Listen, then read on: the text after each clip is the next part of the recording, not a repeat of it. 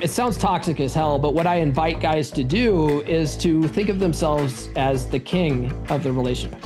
The king doesn't have to justify himself to his subject. It sounds toxic as hell, but it's a good mental model to have to remember when you're talking to your wife.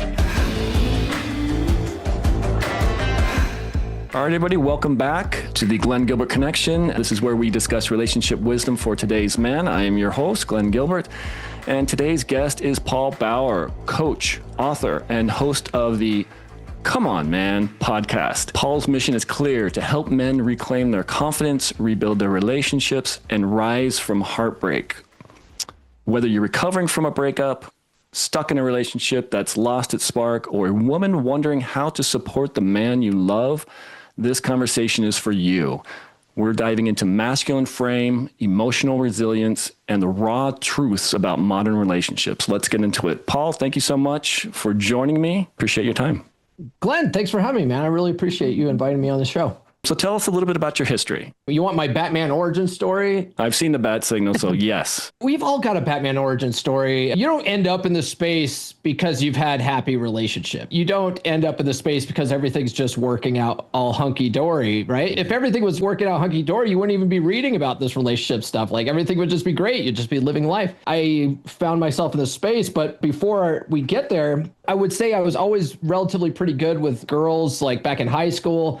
Always had girlfriends in high school. Lost my virginity at 16. I went to like 4 different proms, but I was always that guy that had that sniper dating mentality where, you know, the first girl that's nice to me, I'm going all in, and she's my soulmate. She's the one. And I sort of navigated relationships until I met my now ex-wife.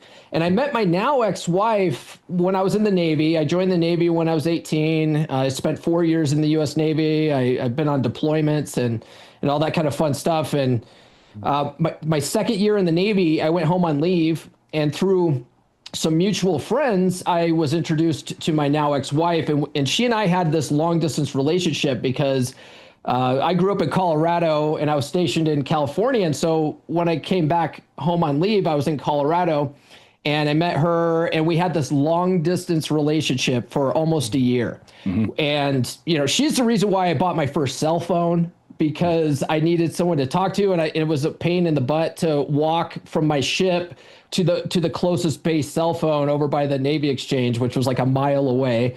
And so I was tired of doing that, so I bought a cell phone so that I could talk to her every day, and then she and I would send emails back and forth every day, and all this stupid stuff that you do when you're in a long-term relationship. And after several months of that, she saved up some money and came out to visit me in San Diego, and I convinced her to just move out here or move out to San Diego. I live in Colorado again now, but move out to San Diego. And so she agreed to that. So she saved up some money. I saved up some money. We got ourselves a 1-bedroom apartment, and she moved out. And after about 3 months of living together in the 1-bedroom apartment, we eloped. So in person, we only knew each other like 3 months worth, right? We had that long distance relationship for almost a year, but only 3 months of actually being together. And part of that was because I had that blue-pilled mentality of I have to protect and provide for her. And I was getting ready to go on some deployments. So I was going to go on a 3-month training deployment, come back for a month, and then be gone for 6 months on a what we call a Westpac in the Middle East. And so I was like, I might die. I might be out there and we might get into some kind of conflict. The ship might sink or whatever. And so I need to make sure that she's taken care of. So we need to get married so that she has all the medical benefits and all this kind of stuff.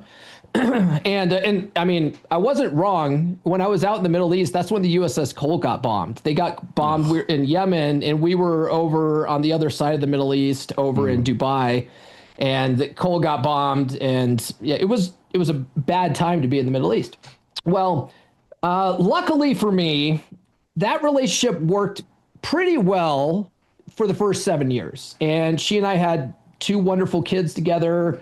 But that last half of our marriage, we were married for 14 years. That last half of our marriage was miserable for me, absolutely miserable. There was days where I would work like 17-hour days just to avoid going home. I would work all day because I knew as soon as I got home, I would just get an earful about what I wasn't doing right and whatever. There were days where I didn't want to sleep in the same room as her, so I'd go out to the garage, I'd grab a cot and go sleep in my office. Oh, whoa. Yeah. You know, and we were fighting constantly, always fighting. But I was the kind of guy that never would have quit. I made vows. My parents are still together. They hate each other. But they're going to be married 50 years this year, I think. Right. And then both sets of my grandparents, they stayed together. So I was like, I'm never going to divorce this woman. This is how life is supposed to be. You're supposed to just have some fun in the beginning, have some kids, and then live the rest of your life in misery. That's what I thought marriage was supposed to be. It's a perfect relationship. Yes, I agree. That's how I thought. Like we're all conditioned to be Al Bundy, right? So, God, yes. Thank God near the end of 2013, she executed her exit strategy. And what she did was she convinced us that we needed to move closer to family. We were still living in San Diego because after the Navy, I just stayed out there. And I'm kind of a right-wing guy, kind of like my gun rights and all that kind of stuff. And so living in California, it's kind of like being a political refugee living in communist Russia. So I was like, yeah, let's get out of the state. Let's move closer to family. I love it. So we moved back to Colorado. But the real reason why she was doing that is to be closer to family, to have more support for her so that she could exit. Right. Interesting. So she waited, and she's a tactician, and she was smart, and she did her research, and she found out that there was a new alimony law that was kicking in 2014. So she was just biding her time until January 1st of 2014, where she filed for divorce, where she could get the most amount of money, because there was this new formula that, you know, is if she wanted the money, she was going to get the money, and there's no way out of it. Right. And so she filed in January 2014. And then I found myself back on the dating circuit after having not had any practice for at least 15 years, you know, right. and it was a totally different world. I'd let myself go like most guys do. You get into a relationship, you get comfortable. You think, I already got her. I don't have to do anything. And so I got fat. I was like 50 pounds overweight, found myself back on the dating circuit. And for 11 months, I just floundered on the dating circuit. I didn't know what I was doing anymore. I was waiting for women to give me a written invitation to go in for a kiss, for crying out loud. Right. So of course, a lot of women were just not into me. A lot of, you know, not even that many first time dates, but first dates, a lot of them were just one and done dates because I wouldn't make a move, you know? Right. And so luckily, after 11 months, I found a gal that was a little bit of a chubby chaser. So she was into me out the gate. She was very bold, very forward. She basically, she was doing all this, what I recognize now as doing all sorts of body language type signals that women do, a lot of touching, a lot of stuff that signals to a man that she's interested. I was clueless, though. I was like, oh, she seems friendly. She seems nice. That's a friendly touch of my leg.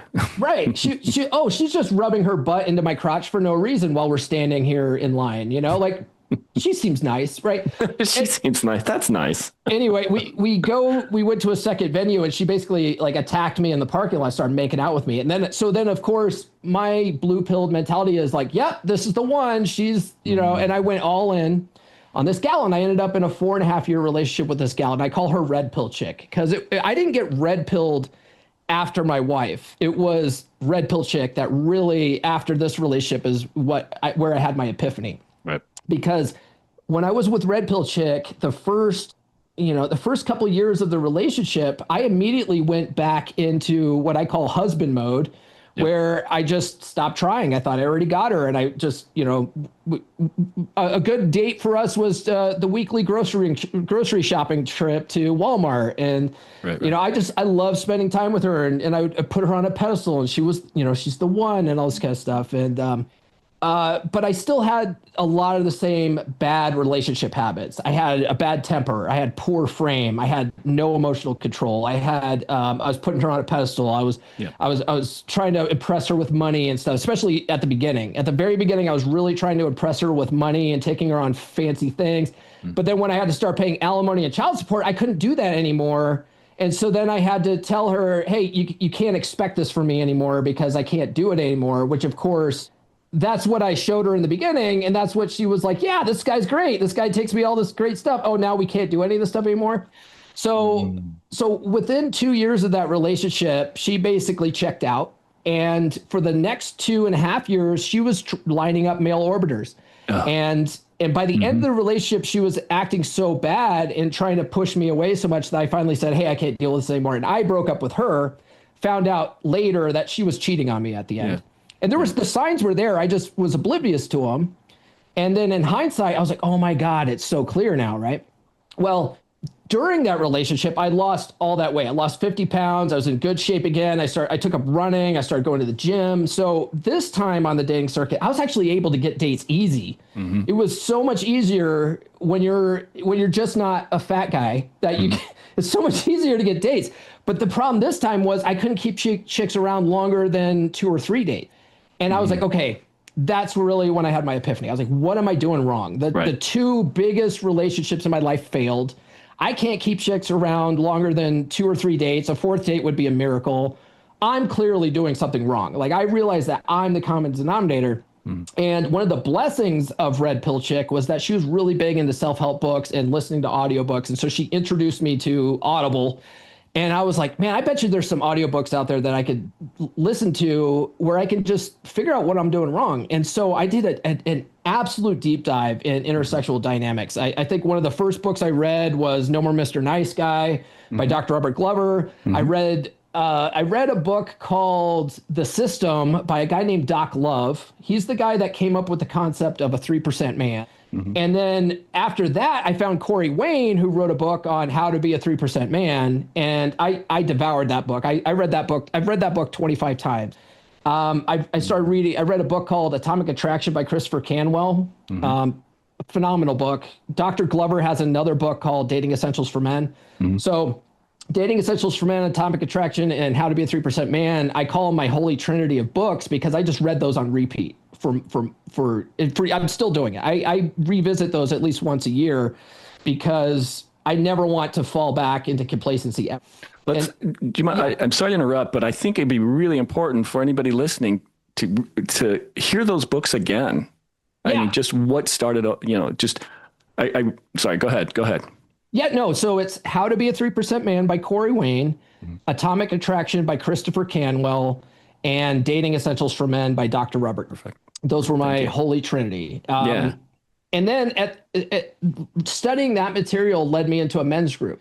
And I think it's so important for men to connect with other like-minded men, other guys that are going through this sort of thing. And so I was in a Facebook group. It's gone now. It used to be called the 3% Man Group, and we were all studying Corey Wayne's material. And we were in there just swapping notes, which is what Red Pill really is. Red Pill is guys in forums and whatever, swapping notes about what works and what doesn't, creating this praxeology that we have. And I was just very active in that group. And because I was so active in that group and I was posting my date updates and my wins and my failures and what I was learning and all this kind of stuff, the guy who created the group made me an admin. And then I came up with this idea of like, man, it would be really good to have a podcast for the group. And so that's why I created Come On Man, because Come On Man is a nod to Corey Wayne, because that's what he says to guys who screw up in dating and relationships. He's like, come on, man. Right. So it was originally Come On Man, a 3% Man podcast is what my podcast was. And it was originally for that group. And it was me just interviewing other guys in the group about, hey, what brought you here? What led you to study this stuff? And almost all those guys were there trying to get an ex back or after a breakup, trying to figure out what they did wrong. We were all all of our pain ends the same. Right. And so from there, I was dating a gal at the time near the beginning of the podcast called Marine Corps Chick, and she was in like 2 of the early episodes. Marine Corps Chick, one of the plus things of Marine Corps Chick is she was really big on TikTok at the time, and she would put out the dumbest content with like 0 value, and she would even be dressing kind of frumpy in those videos, and they would blow up, absolutely blow up. She'd get like 11,000 views in a video for nothing. And I was like, you know what? I bet you I could promote the podcast on TikTok. And so I started doing, after I broke up with her, I started my own TikTok and started putting the podcast on YouTube. And then it just started growing from there. I started talking to other authors. I actually got to interview Dr. Robert Glover. I interviewed Rollo Tomassi. Rollo Tomassi, having Rollo on my podcast absolutely changed the trajectory of my podcast. That guy, God bless Rollo. He opened so many doors for me. I can't thank him enough for that. But doing that got me on Rule Zero eventually.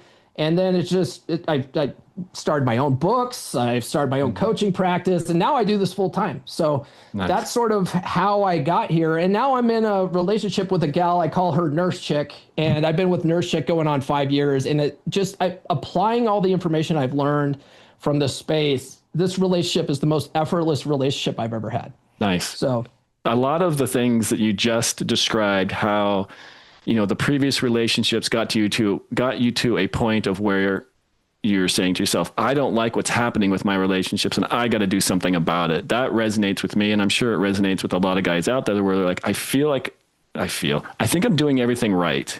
Everything that I've been taught and what I know about society, I'm doing, and I'm still doing something wrong because they're leaving. It's like there's something in my behavior. And I think what you said about, hey, you got the ring on her finger, I don't need to do anything else. This is good. I did the same thing, and I call it coasting. And I had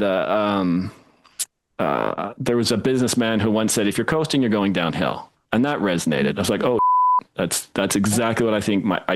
I know that's what I did, and I know that's what a lot of guys do, where they just get the ring on the finger and they're just like, that's it. I don't need to wine and dine. I don't need to romance. I don't need to make compliments. I can just, I got her. I'm coasting along, and then things start going bad, and that's when you start arguing. And then, I love that analogy, honestly, because it's so appropriate too. Because just this past month, I've decided to retire from running. Because I've been an avid runner for the last 10 years or so. And maybe 6 months ago, I tore my meniscus. And so I had meniscus surgery where they just take off the torn piece. That's all they do. You can't repair it. There's no blood flow there. So they just tear off a little bit of it, clean it up a little bit. And now you're going to have arthritis in 20 years, but you should be operable now. Like, you should be able to walk now. Just prepare. Yeah. And so I didn't run for a good majority of the year. And then the first week in August, I'm like, okay, I'm going to give it a go. I'm going to go back to running. And I ran that first week in August, and that whole weekend, my knees didn't hurt, but they were so numb. And I just had this epiphany of, if you keep going at this rate, you're going to have so much arthritis that you're going to be basically debilitated in 10 years. Sure. And I was like, why speed up that process? I need to do something different, but I can't just give up working out either, because it's so important for men to stay in shape, I think. And so I started bike riding. So this whole month I've been riding my bike. And the thing is that I absolutely have that idea is on a lot of the runs, I'm coasting downhill, and I'm like, I'm not getting any exercise when I'm coasting. I'm only getting exercise when it's hard, when it's going uphill, or if it's at least a steady path where I have to pedal. Right. And so half my workout, I'm not even working out, it's coasting. And so that's the same with the relationship, right? Like, you're coasting, you're not getting better. You're not improving the relationship. You're not improving yourself. Man, I love that analogy. That's how I looked at it. Is, when I heard it was from Joe Albertsons, the man that started Albertsons supermarket chain. He once said that, yeah. And when he said that, I was like, at the time, I think I was like 16 or whatever. And I was like, yeah, whatever, dude. And then what do you know, old man? Yeah, whatever, old man. And then after my relationships, I thought about that. After the two relationships that just didn't go where I wanted it to go, I thought about that, and I thought, wow, that really resonates now. You get the ring on your finger, you just, like, the motivation is kind of like, I'm good, she's good, we're together now, we don't need to do anything. And can I ask you a question real quick? Of course. Yeah. You said two relationships, and that was my experience. Yep. Was it a similar situation where after the first one ended, you're like, well, she was the problem, all I need to do is find a better woman and everything will be fine? Was this, because that's how I was. I was it's not me, it's that bitch, right? Like, Yeah, there was definitely a lot of not taking accountability.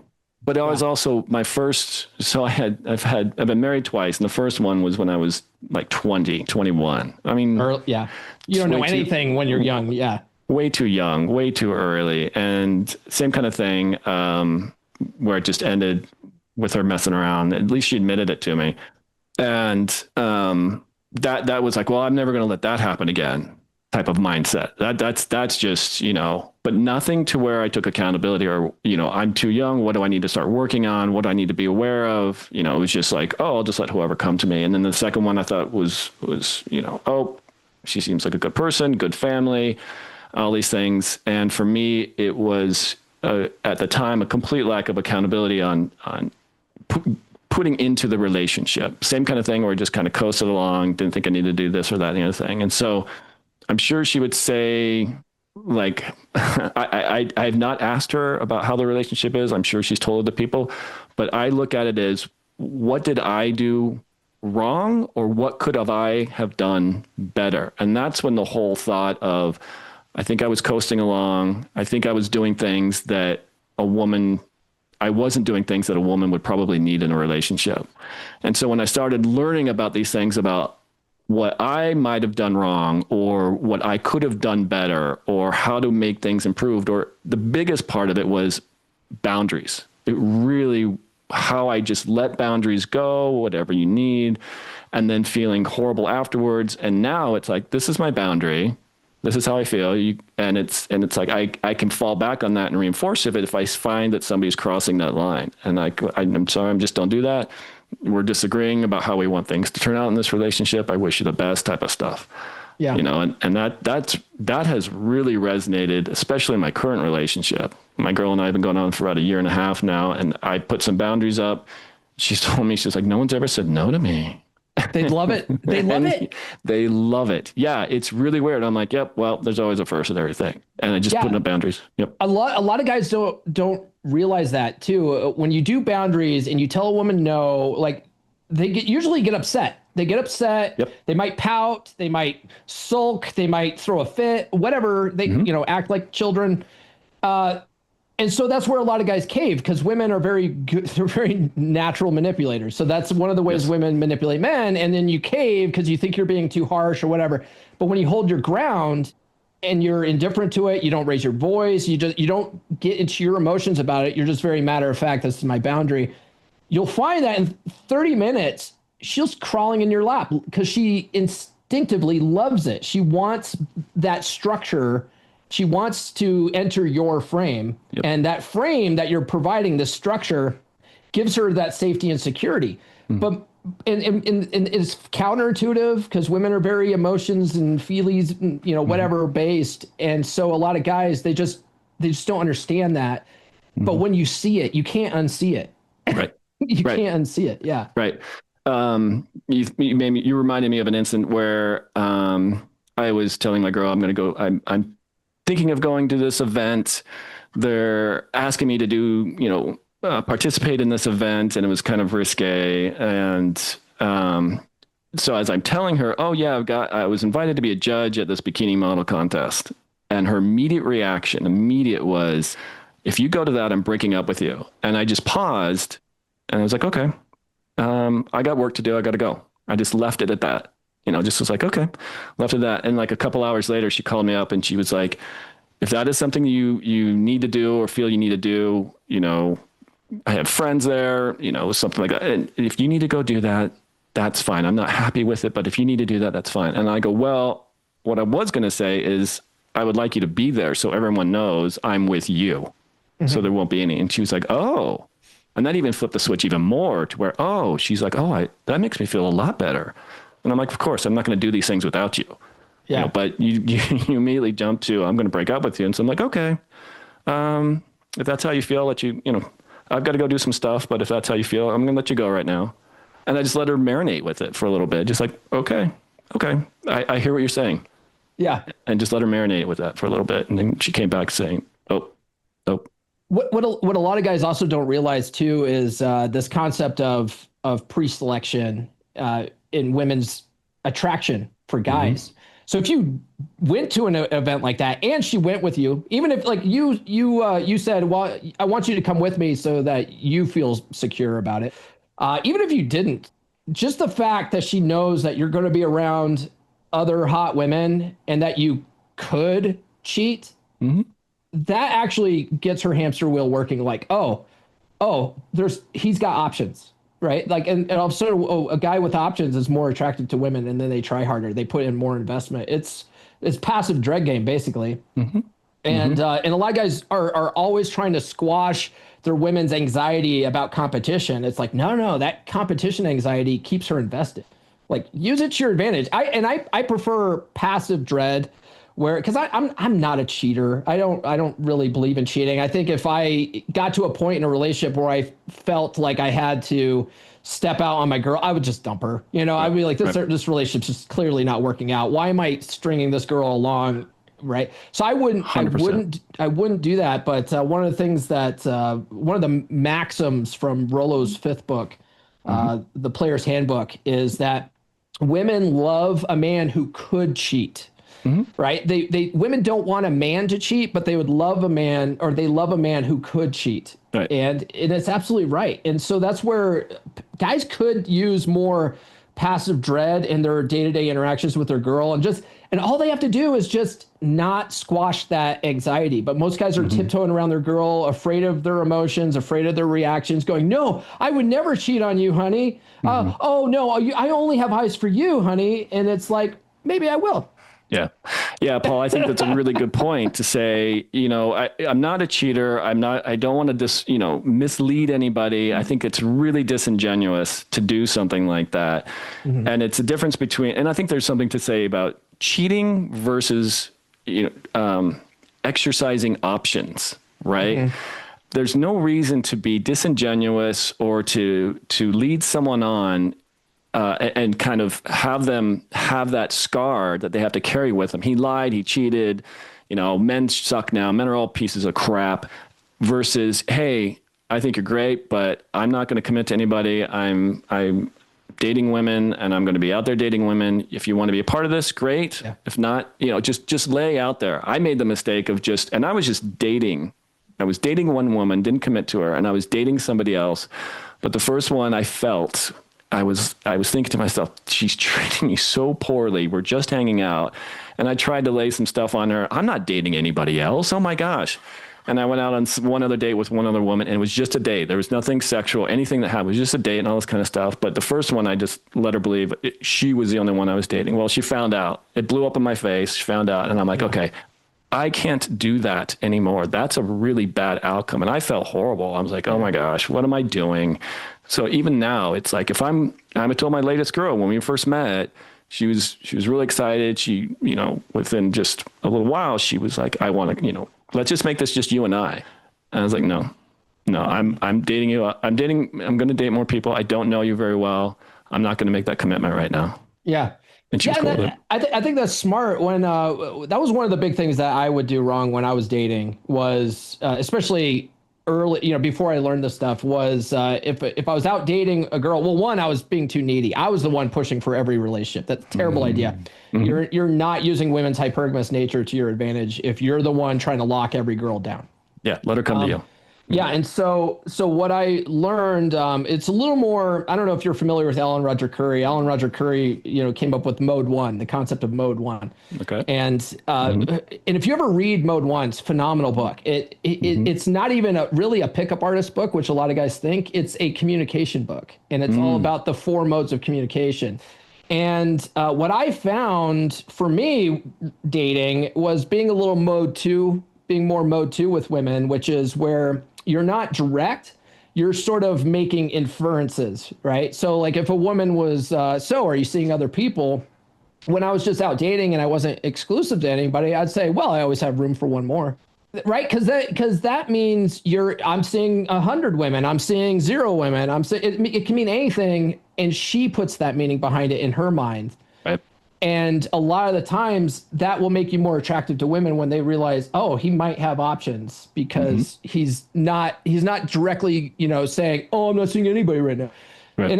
And what I learned is if you tell women that, hey, no, I'm not seeing anyone right now, that basically to her, in her mind, the way she feels that is, oh, this guy's a loser. He doesn't have any options. Mm-hmm. And if he doesn't have options, he's a loser, and I shouldn't be attracted to him either because no other women like him. Right. Right. So I would be more mode 2 about it. Yeah. Alan Roger Curry was very big on mode 1, which is being direct with women, which is, yes, I'm seeing other women now. Mm-hmm. I'm weighing my options. Right. That's mode 1. Mm-hmm. You know, and so, but I like mode 2 because I kind of think, letting women's imagination work to your advantage is helpful. So, but they both work. And there's really something to be said about if a man has, those pictures of where a man has multiple women with him, that man is now more attractive. It's kind of like, it's similar to how same picture of a man not wearing a wedding ring versus a man wearing a wedding ring. It's like the picture with a man with a bunch of women there. It's like, oh, maybe there's something going on with him that is allowing these multiple women to feel safe with this guy. So he must be safe. So he's attractive. Mm-hmm. The guy with the ring, oh, he's able to make a commitment. He's able to, dedicate himself to a woman. That's attractive. It's these little things where it's like, oh, okay. Yeah, but a lot of guys just don't understand the psychology of women. A lot of that's the evolutionary psychology. And if you think about it, what are women really looking for? They're looking for, they want the alpha hotness, but they also want a kind, nurturing guy that can provision and provide for her and her children. I call it James Bond who can do diapers. Right. Change diapers. Yep. Exactly. And so if that's what she's looking for, and women have a higher cost or higher reproductive cost. Sure. If something should happen, if she gets pregnant, now she's on the hook, and a guy could hit it and quit it and leave, and especially if he gave her a wrong name and she could never find this guy again, like he's off the hook. Right. And so guys don't have that. So women by nature need to be more choosy about who they're going to let impregnate them. Yep. And that pre-selection's a shortcut. It's a mental shortcut because in order to really understand a guy, you have to spend a lot of time with him. But that mental shortcut of, oh, other girls like him, he must be a good guy. That's what women use to cut that time frame down. It's not always true. Right. But for women, it feels over reals anyway. So. Right. It feels over reals. Nice. You've helped countless men move on from painful breakups. What's the first mindset shift a heartbroken man needs to make to begin healing? Well, what you'll find is in this space, a lot of guys, when they get dumped, they find themselves back on the dating circuit, and it's hard. Dating's hard, especially if they've never studied the stuff. They have no real game. And if they've been out of practice for a long time, 15, 20 years, it's a whole new world. We've got dating apps now, and people don't meet each other in person half the time. Like 70% of relationships are online now. And so a lot of guys find dating apps and online dating very, very challenging. So what do they do most? They look at that low-hanging fruit of their ex. They try to get their ex back. Mm-hmm. And so when a guy finds himself in that position, he's trying to get his ex back. Now he starts obsessing over the breakup. Like, what can I do to fix things and stuff like that. So, I mean, the two biggest avenues of guys finding their way into the red pill space are dead bedrooms in a marriage or trying to get an ex back. Those are the two biggest avenues into this space. Mm-hmm. And so for those guys, I really would encourage them to embrace Rollo's Iron Rule of Tomasi number 7, which essentially says it's always better time and effort spent finding new prospective women than it is to get an ex back, because it always ends the same, basically. I'm paraphrasing, but it always ends the same. And so for those guys, what I would recommend is I wrote a book on this called Forget That Bitch. And it explains to them why getting an ex back is a terrible idea, but most guys aren't going to listen to you. They have to experience pain themselves. They have to touch that stove. So I walk them through the 7 steps to get an ex back, because there's proven method that all the get your ex back coaches out there use to get an ex back. It's a 7-step process. I walk them through it and I say, okay, now you got her back, and now it ends the same. So now what? Now It's really time to move on. And so what I would recommend guys do, one of the bad pieces of advice people give in the red pill space though is to get over a girl, you got to get on top of 10 other girls, and and I'll tell you what, if that's your mentality, you're never going to heal from that breakup, and you're never going to learn anything from that breakup. Most important thing, is to learn from it. Like yeah. And what a lot of guys do is every girl that they immediately jump in with, they're comparing them to their ex. They're trying to make this girl their ex, and they're trying to keep that semblance of normalcy from their last relationship, And that's exactly what I would do after my breakups, until I learned to break that pattern. And what I found for guys is it's much better after a breakup to take 3 months to 6 months off from dating and 100%. Relationships completely, and learn to be alone. And most guys,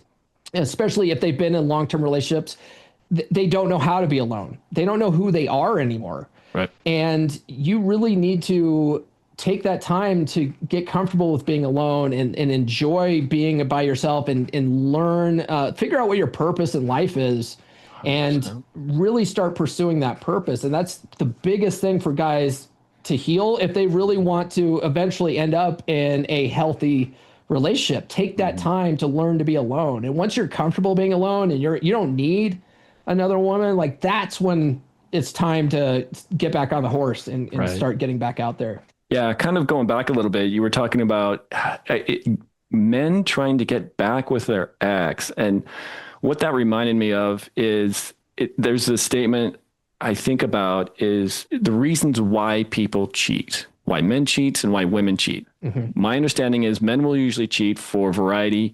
Women will cheat because they're missing something in their current relationship. And I think that most of those relationships that happen from cheating, say the woman leaves and goes with another man because she's not getting something from the first man, that second relationship with that second man, I read something to where it was like a 90% failure rate. Like, this guy's giving me something here that my current man isn't. And oh my gosh, this is great and it's exciting and all this kind of stuff. And then the first relationship is just destroyed. And then the second one's going to destroy, because that second guy's like, no, I just thought we were having fun or something like that, and it's just everything is just a disaster. Yeah. Yeah. Well, that makes sense too, right? Because usually if she's having a sexual affair with another guy, like that's the guy she loves. Like women are there's a really phenomenal Red Pill Archive post called Hypergamy is Monogamy. Mm-hmm. And women's hypergamous nature to find that next guy, the guy she's sleeping with, that's the guy she's in love with. And that she doesn't love this guy anymore. Right. But when this doesn't work out, because this guy's all alpha seed, and this guy's now beta need over here.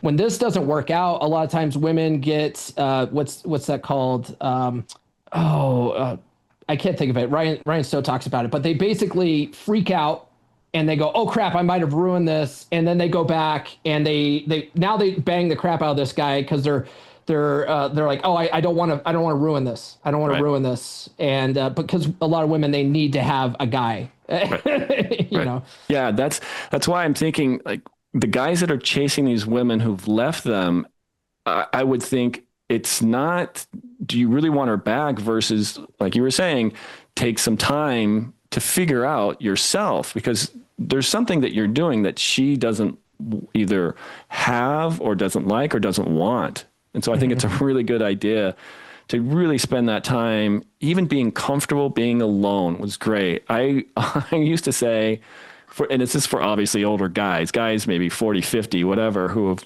gotten out of a relationship, a long-term relationship, they're brokenhearted, they don't know what to do. It's like, you just start, don't pursue anybody, just start by taking care of yourself. And if you're feeling really down, start by making your bed. I used to say that it shows that you've accomplished something. I did a Tough Mudder, I think 3 or 4 years ago now. I went and did a Tough Mudder. It was a 10K. It was all upper body doing, obstacles and rings and all this kind of stuff. And so in order to really drop weight for that, because my friend who's still on Rule Zero, what's his name? Jack Napier. Jack Napier is a physical trainer.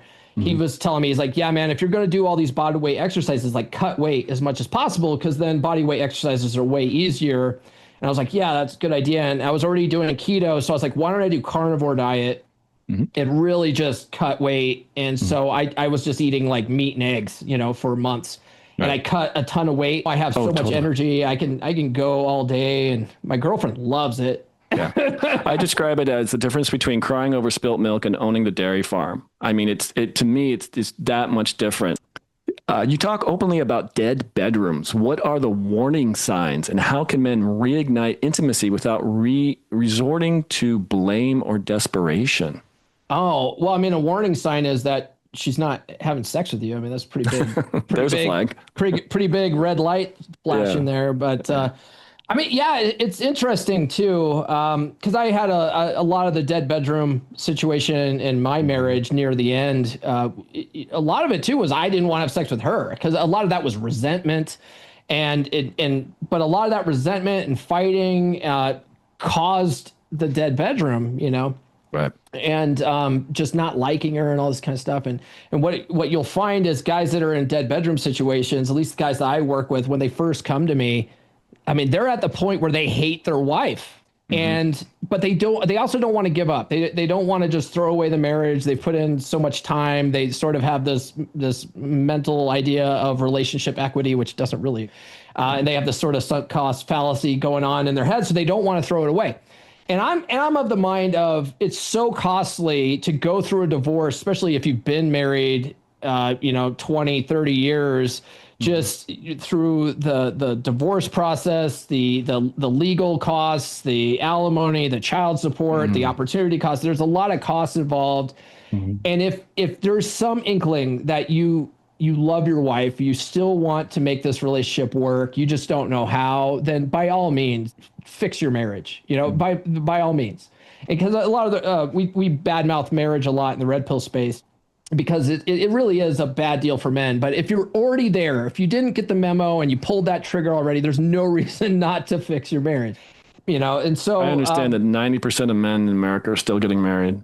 I would say so. I see it in the comments. People are still looking for, quote, wife material. They're still looking for a wifey, and so a lot of guys still are very marriage focused. And that's just a part of our culture, which is fine, Right.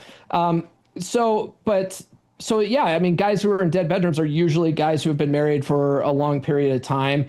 And the thing is with them, what was the original question then? I'm sorry. Yeah, no. So it was about dead bedrooms, warning signs, and what can a guy do to reignite intimacy without resorting to blame or desperation. Yeah. I mean, I started thinking about just making yourself more attractive, working out, dressing better, maybe showering, little things, but also complimenting her, letting her know you not only care about her, but you're thinking of her, those kinds of things. But I wanted to get your thoughts. Yeah. So I would take complimenting her and stuff off the table at first, right? But warning signs: fighting all the time, no lack of sex, lack of intimacy. You feel like you're putting in all this effort. She's making you do all these chores around the house, and you're doing chore play and stuff, trying to get her attention, and she's just checked out. She's much rather spend her time on her phone, whatever, than spend time with you. Those are big signs that you're in a dead bedration. Like you only have sex once a month, maybe, if you're lucky. Once a week was too frequent. Right, because a lot of guys, especially after 23, 30 years of marriage, it almost feels normal to only have sex once a week or once a month. And obviously there's guys out there that I've coached that haven't had sex in 9 years or 13 years. Their wife just has checked out so long ago that they just thought this was normal. And then women have the uncanny ability to gaslight you into thinking that this is normal. Oh no, it's normal for sex to dry up over time. This is normal for us, right? Or I'm just tired all the time. Your wife's tired all the time. She's not feeling it, right? These are all signs that you're probably in a dead bedroom. And so what do most guys do to fix it? You mentioned complimenting her and letting her know how much you appreciate her and all this stuff. A lot of that kind of stuff kind of falls under the category of what one might think of as love language. And the problem with love languages is there's actually studies out there that show that they do not help fixing a broken relationship. They don't. They're handy if you've done it from the beginning and it's a continuous thing where you're constantly doing all 5 love languages, that actually will help if you do it from the beginning throughout your relationship. That actually helps. But if you try to fix your relationship by being a nice guy, doing nice stuff, it doesn't work. She's checked out. I've been thinking about James Saxton, who's got that book. James Saxton, the lawyer out of New York, the divorce lawyer, divorce attorney out of New York, who's got a book saying, if you're in my office, it's already too late. He mentioned something about just leaving Post-it notes, thinking about you, care about you, something to that effect, just to give her little reminders. No, I wouldn't do that in the beginning. In the beginning of trying to turn this around, guys really need to focus on themselves. They need to almost forget about her and realize that they've let themselves. And so they need to hit the gym. They need to start working on their money muscles and frame. Frame importantly, right? So before you work on your game and your game and stuff like that, start working on your purpose again, working on getting yourself in shape. And one of the first things we say is go to the gym, because it's one of the quickest ways to start seeing results in yourself. And she's going to see it too, but you can't focus on what she's doing. And what a lot of guys are doing when they're fixing their dead bedroom is they're constantly looking for her reaction to stuff. Okay, if I do A, is she reacting the way I'm hoping? Oh, it's not working. I give up. Because they're still operating in her frame. If they're worried about what she's thinking and feeling and how she's reacting. So you almost, it's the hardest part about it is forgetting about what she's doing and not reacting to her. And you just work on making yourself the most attractive man you could possibly be, and that is working on your money, muscles, game, and frame. And but frame is so paramount, because a big reason why guys lose attraction is because they completely lack mental frame. And so understanding frame and how to communicate from a position of leadership, because what a lot of guys don't realize is we're sort of raised in this culture of equality, right? Of an egalitarian fairy tale of how relationships are supposed to be. She's my partner. Right? A lot of guys are like, she's my partner. And I invite guys to get the word partner out of your vocabulary if you're a heterosexual man. Okay? If you're a gay man, by all means, he's your partner. But if you're a heterosexual man, she's not your partner. What we found in the red pill space anyway, a guy named Athol Kay wrote a phenomenal book called The Married Man Sex Life Primer. It's like paramount reading for guys who are married, who are in the married red pill, right? And he came up with this concept of a captain first officer dynamic in your relationship. And he was a Star Trek nerd. So it was like, you're Captain Picard, you're overall in charge of the Enterprise, and Riker is your first officer, and he's a smart man. And there's no reason not to take his ideas under advisement. But at the end of the day, you're the captain, and you're ultimately in charge of the mission of the Enterprise. Well, your marriage is the Enterprise, and you're overall in charge of the mission, and she's there to help you support the mission. That's her job. And that's where women naturally feel the most, in their feminine, is when they're supporting their man. Yes. And so when you have this idea of she's your equal partner in the relationship, what happens is, because we're all raised to be nice guys. We're on our 7th generation of nice guys now. Right. You, in your mind, are thinking you're being an equal partner by asking for her permission to do things. You're asking for her buy-in on things. You're asking for her opinion on things. You won't make a decision on dinner because you're afraid you might upset her. Well, guess who's really running the ship? She is. You're asking for permission. Right. Yep. And now you're giving up your authority in the relationship and deferring to her authority, which she doesn't want. Right. And so now that she's the universe abhors a vacuum. So now that there's a leadership vacuum in the relationship, she assumes this role, and now she resents you for it, because that's supposed to be you. Like, deep down, her instinct is you should be running this relationship. You should be making the decisions. You should be managing the finances. I shouldn't be managing the finances. I'm a neurotic mess when I'm running the finance, right? But that's because she's not supposed to. So one of the things I have guys do is like take back control of the finances. Because what do most guys do, right? They work all day and they say, you run the household, you run here's you just give me my allowance, but I'm making all the money. You manage the money. I was this guy. I know how it was. And so you take back control of all the stuff, but you have to frame it as I'm taking this off your plate. I don't want you to have to worry about this anymore, that kind of thing. 100%. But take back control of the stuff and start setting the tone and leading your relationship from a position of authority. And that's the hardest thing for guys to start doing. And so that's really what I coach guys on, is how to communicate from a position of leadership. There's different models to do it, how to set boundaries, how to tell your wife no. All this stuff is stuff that I've learned in the space, just studying all the material in Married Red Pill, all the books, all the required reading. When I Say No, I Feel Guilty, No More Mr. Nice Guy, Athol K's Married Man Sex Life Primer. And I just married that together into my program. And in my book, I have a book called Get Her to, can I cuss on your podcast, or are you going to bleep it out or anything? We'll bleep it out later, but go ahead. Okay, it's called Get Her to You Again. Make sure to bleep that out. Get her to. Yeah, I've got that. I have a question for you later with that. But yeah. But yeah, so that's what it is. You have to basically take back control of your marriage from a position of authority, and that's the Cliff's Notes of what you're eventually doing. And guys that have done it, that follow the material. I also have an accompanying workbook that goes with it, so you can work on this yourself if you're a go-getter. Like, read the book multiple times and do the workbook. It's a 12-week workbook. It really, and it gives you challenges every week too. Like, do this with your wife, right? And all this kind of stuff will get you to a place where you're setting the tone and leading your relationship. And what guys have found who follow the material and do that, they're able to turn their relationships around in a matter of weeks. When I'm doing coaching with guys one-on-one, I found that by the second week, guys are out of a dead room. Their wives are already banging them again. And a lot of that is how to handle women tests, right.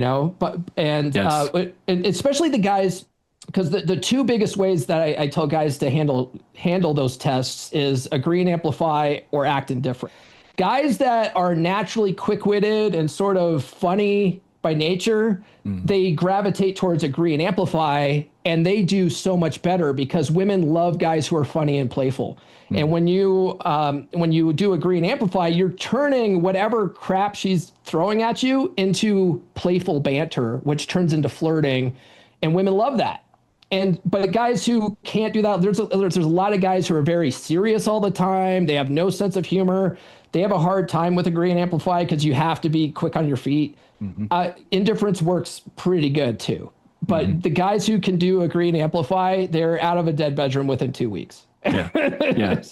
Going back to what you talked about, boundaries and keeping frame, that really resonates with me. And I think I mentioned that earlier in regards to my second marriage, and where that is something that I take responsibility for, is I didn't keep frame. And that I think was the beginning of the end. And it means so much, I think, to the woman, for man to be in their masculine frame so they can be in their feminine frame. Orion Taraban talks about being the captain of your ship, and then everyone else is passengers. And how are you running the ship? And are you avoiding the storms? And, that kind of stuff. And so what you're talking about really resonates a lot, because I believe you are correct that it's something it's innately within our nature, and innately within women's nature, to be men be in their masculine frame, women to be in the female frame. And what does it look like to have, or what does it look like to be for a man to be in their masculine frame? It's like, are they making the decisions? Are they, it's not telling us what to do, but it's like, how do I put it? The way I put it, like really high level. I actually do recommend guys tell their women what to do. It's a part of what I learned from Dr. Robert Glover in Dating Essentials for Men. He calls it the 3 T's: tease, touch, and tell. So, teasing, playful banter or whatever, touch, physical touch, but telling her what to do. So say, hey, hey, go do this. Hey, can you grab me a beer? Whatever you're telling her what to do, that kind of stuff. Women actually like that. They actually get turned on by a guy that knows what he wants and gives her instructions. So I do recommend that a little bit. I've done stuff to where, if you wear this dress, it looks really good. I really like it when you wear that dress, kind of softening the blow of telling someone what to do. But yeah, if you can do me a solid and pick up my dry cleaning, like Rich Cooper says, hey, do me a solid. Can you fold my clothes up for me while I get ready for us to go to the event that you want me to be with you? Yeah. Yeah. Or I love this thing where you do a mystery date with your girl. Like you plan it all out because women like guys to make the plans. A lot of guys, they will not make the plans when it comes to dates. They're like, oh, that's her job, and women get exhausted trying to keep the relationship alive constantly by planning dates. And so what I found is you make the plans. If you're the captain, you make the plans. And what women love, a part of what I call heat, healthy emotional anticipation and tension, that anticipation of a mystery date will blow a woman's mind. If you say, hey, I'm taking you out tonight, go grab your shoes, right? So you're making plans, you're telling her what to do, go grab your shoes. Right. She's like, where are we going? You're like, well, that's for me to know and you to find out. Like all of a sudden that anticipation is going to drive her nuts and she's going to bang your brains out at the end of the date, especially if you take her to a fun place. You can even take her to like Taco Bell or whatever and just make it a big joke. Right. Like she loves not knowing what's happening next and that she's figuring it out in real time. She's living in a love story at point, and that's exciting for her. And so women like that kind of stuff.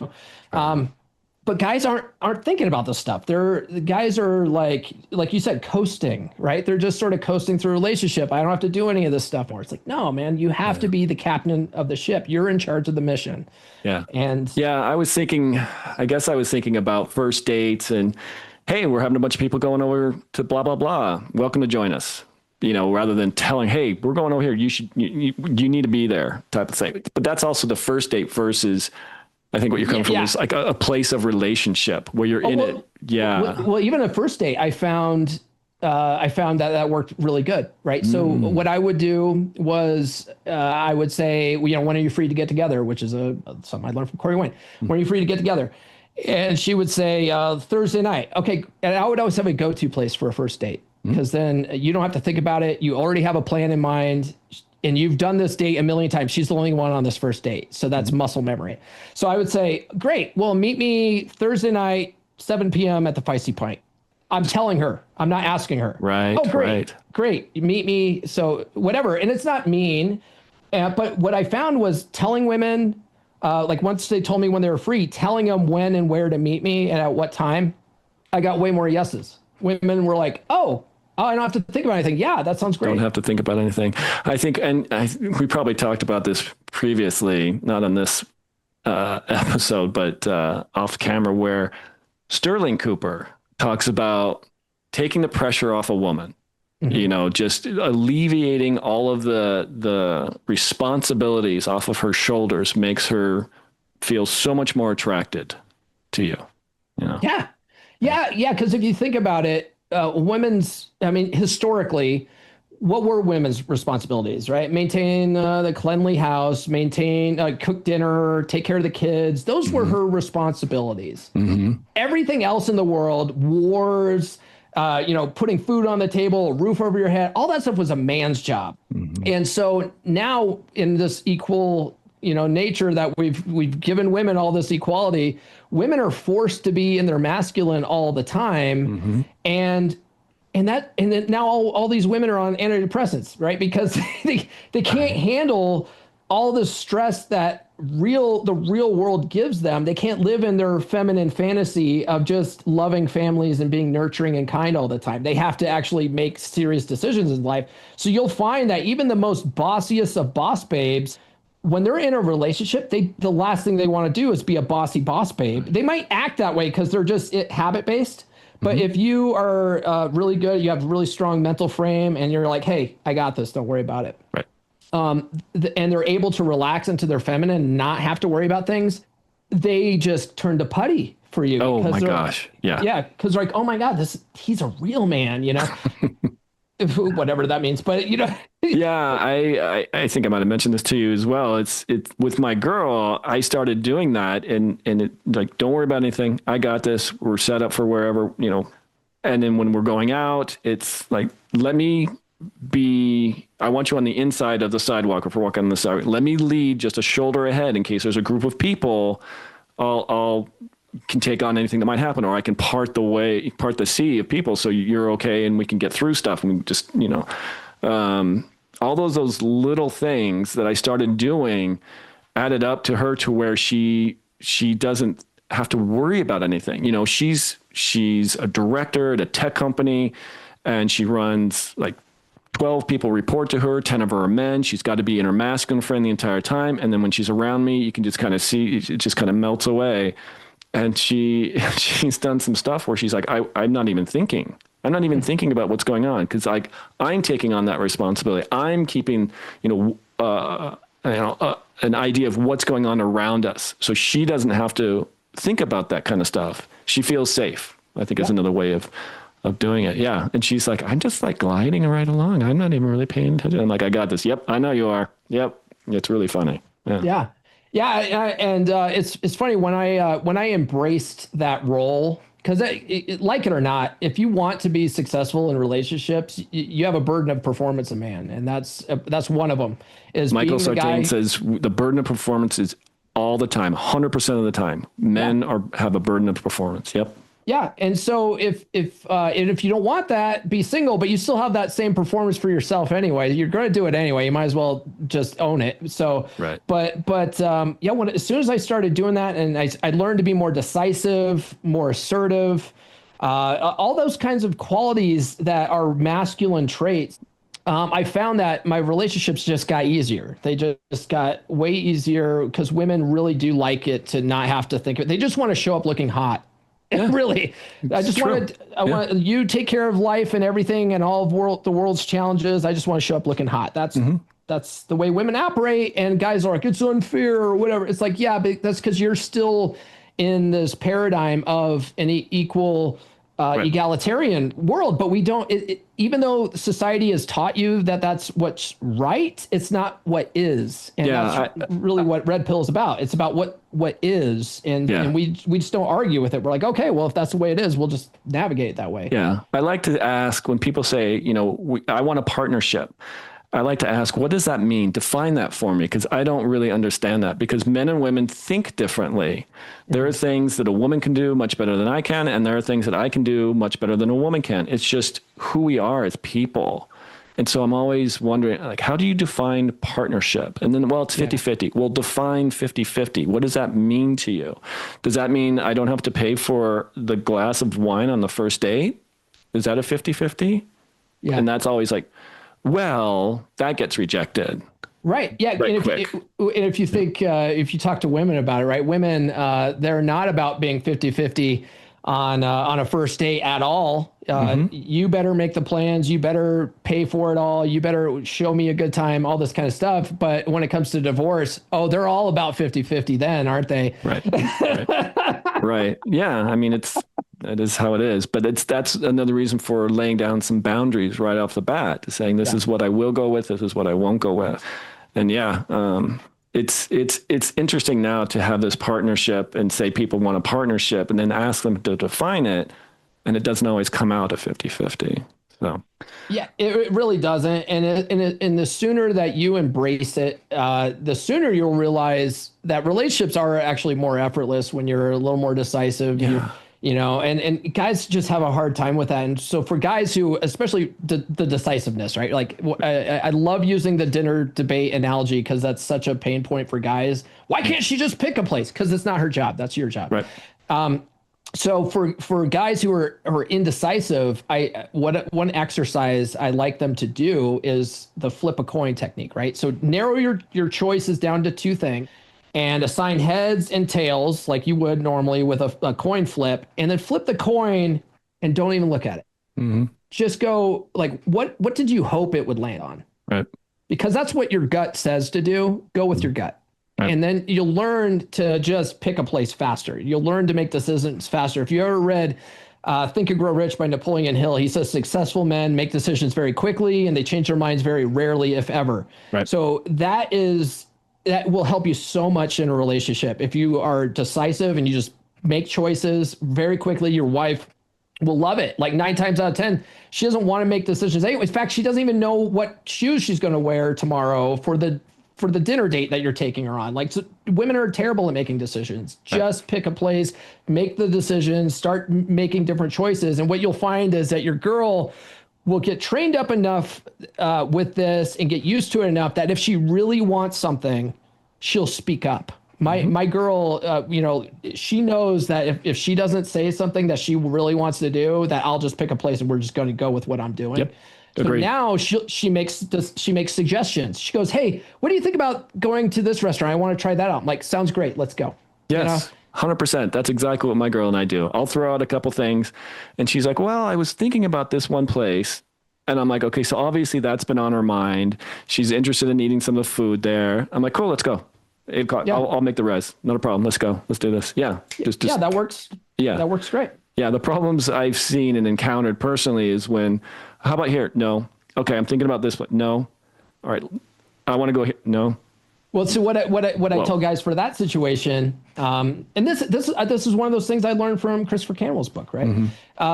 Is when you say, "Hey, I want steak tonight. We're going to go to Chili's or whatever," and she goes, "Ooh, I don't want Chili's. I don't like Chili's." "Oh, okay. Well, do you have a better suggestion?" And if she does, okay, yeah, that sounds great. Like, there's no reason not to go with your first officer's suggestion, right? Especially if you don't really care. Yeah. Okay, great. Yeah, let's just go to that place. I'm good with that. But if she doesn't know, because a lot of women are like, "I don't know, I just don't like that place." Okay, well, I'm going to that place. You're welcome to join. Right. That's exactly what I was thinking. It's like, well, that's great. I've given you 3 places. All of them are no, but you don't have a suggestion. I'm going to go to the first place I mentioned. You want to go? Yeah, you're welcome to join me. Yeah. And then you leave it up to them. You leave it up to them. They can fend for themselves. They can go to another restaurant if they want. But I'm going to Chili's, damn it, because they have a really good guiltless grill there. And I'm yeah. But I mean, the point to it is like you've given some options. None of them are good. They don't know though. It's like, okay, this is where I'm going. I'm going to make a decision to go here. Love to have you come with me. Be great. If not, that's cool too. I understand. But I found I've never had to get there with the girls I've dated ever since I started doing that and just picking a place and saying, "Hey, let's go to this place." All I ever get is, that sounds good. Because women really just don't like making decisions, and they love when men make the plans. So they're just like, "Oh, okay, yeah, I can find something there, But if you keep going, if you're the guy who only eats Taco Bell every day and you just go to the same place, you're going to have some resistance there. That will buck up. Yeah, I agreed. You got to understand that, But yeah, very men. Understood. Yeah. What are some common ways men unknowingly sabotage their relationships after heartbreak, and how can they break the cycle? Oh, after a heartbreak. So you're talking about they're heartbroken and then they're getting into a new relationship and then they're sabotaging that. Yeah. Like they carry on basically the bad habits into the next one. Yeah. That's kind of where I was thinking with that. So, I mean, just when I go back to my story with Red Pill Chick, that's exactly what I did. I was trying to make my relationship with with Marine, got all these gals, with all the women, man. It's a good problem to have. With Red Pill Chick, I was trying to immediately get back into that normalcy that I had almost like with my wife, which was, we watch Netflix and drink some beers and go to bed and we don't date anymore. And I'm just a couch potato and kind of stuff like that. And then what I found after Red Pill Chick, I dated a gal that I call Cop Chick. I dated Cop Chick for like 3 months. And this was before I really started studying this stuff a lot. I immediately tried to make Cop Chick Red Pill Chick. And I was and we had only dated a couple times, and I was immediately just like, "Let me come down to your house and stay with you for a week," that kind of stuff. Because I worked remotely, so that's what I did with Red Pill Chick. Is I would literally every other week when I didn't have my kids, I'd go and live at her house. I immediately went into husband mode, right? So I immediately tried to do that with Cop Chick. You got to understand that all these women are different. You can't be trying to make every chick you meet your last girlfriend. You can't be doing that. And that's a big thing because guys are very, they like normalcy. They like, even flow. They want to have a problem-free life. That's classic nice guy syndrome. They're trying to lock down every girl they meet. That's a big problem that I had after Red Pill Chick. And that's really where I found that women didn't like me that much. It was because I was being too needy. I was trying to push for a relationship with every girl just to get off the dating circuit because everyone hates the dating. So I would say take that time off, learn to be alone. When you get back on the dating circuit, don't be in a rush to, get into your next relationship. Spin plates. Actually date multiple women. It's the most efficient way to date. A lot of guys can't wrap their mind around it. They're very monogamy based because of our society. So they get into sniper dating mentality. And the thing is, and they're looking for their soulmate. Right. Mm-hmm. One of the things I talk about in my first book is that the concept of soulmates, and the problem with it is, let's say the soulmate myth is true. Okay. And let's say the even though the odds are against it, there's 4 billion women on the planet, but your soulmate lives 10 miles down the road. If you have sniper mentality when you're dating and you think every girl that's somewhat nice to you is your possible soulmate, what you're doing is, like, this girl at the gas station you think is nice to you, you get blinders on and you think she's your soulmate, but you can't see any of the other girls around you. And so you go all in on this girl and waste lots of time and effort and whatever trying to make this girl your soulmate, when your real soulmate lives 10 miles down the road, but you can't see her because you have sniper dating mentality. But if you date multiple women and you keep your options open and you're not trying to get locked down by the first girl that's nice to you, and you actually enjoy the dating process, like learn to have fun with it and make it a game. That's why we call it game. It's supposed to be fun. Have fun with it. You'll find that the cream rises to the top and this is why women do it. Like, women are natural plate spinners. Women just call it dating. We call it spinning plates. They just call it dating. This is how women naturally date, because they're looking for their best possible option. That's their hypergamous nature. Well, if guys did that and took a note from the way women date and dated multiple women at once, what you'll find is the women that are going to put investment in will start showing themselves. The women who aren't will fall off. And the cream rises to the top, and the best women will try to lock you down. And so you actually just have some fun with it, take some time with it, and don't be in a rush to be in a relationship. Like, enjoy being single for a while. It'd be a good idea just to look at, why do you want to get into another relationship so quickly? Is it because there's you're out of your comfort zone, you need to have someone by your side? I mean, that's something I would think that needs to be done. For me, I think what it was like, I had a coach myself. I had a business coach that I hired for a few months, and it was 3 coaches actually in the program. And this was like late last year, earlier this year, I was going through their program, and one of the coaches told me, he said, when it comes to dating, what do men really want? Is it more dates or is it sex? Men want sex, right? And so what I think is, a lot of guys, they don't like being alone at night because they don't like having to watch porn and rub one out. So they're looking for someone to have sex with. And so they think, oh, if I'm in a long-term relationship, I'm going to have more sex, which is actually statistically true. You do, but look at what happened in your last marriage. It ended up in a dead bedroom situation because you fell back on that old unattractive programming. And so do you really get more sex when you're in a long-term relationship near the end if you don't study all this stuff and learn game and frame and all that kind of stuff? No, you don't. So let's talk about that guy that had 9 years without sex, you said? Yeah. Oh, that guy is one of my biggest success stories too. Oh, that's cool. Yeah, this guy, David, he's in my wolf pack. It's my men's group. And that guy, if David can turn things around, anybody can. Because that guy, he married a gal who was very religious. And so no sex before marriage kind of thing. But she really wanted children. So when they got married, they immediately started having sex so that she could get pregnant. So it was like a means to an end. And then once they had a couple of kids, it dried up. She just wasn't into it. She had a lot of negative paradigms around sex because of her religious upbringing. And so he got fat. He thought, this is just the way life is. I'm going to get fat. He gained tons of weight. He ended up being like 300 some odd pounds. Whoa. And on top of that, he had kidney failure.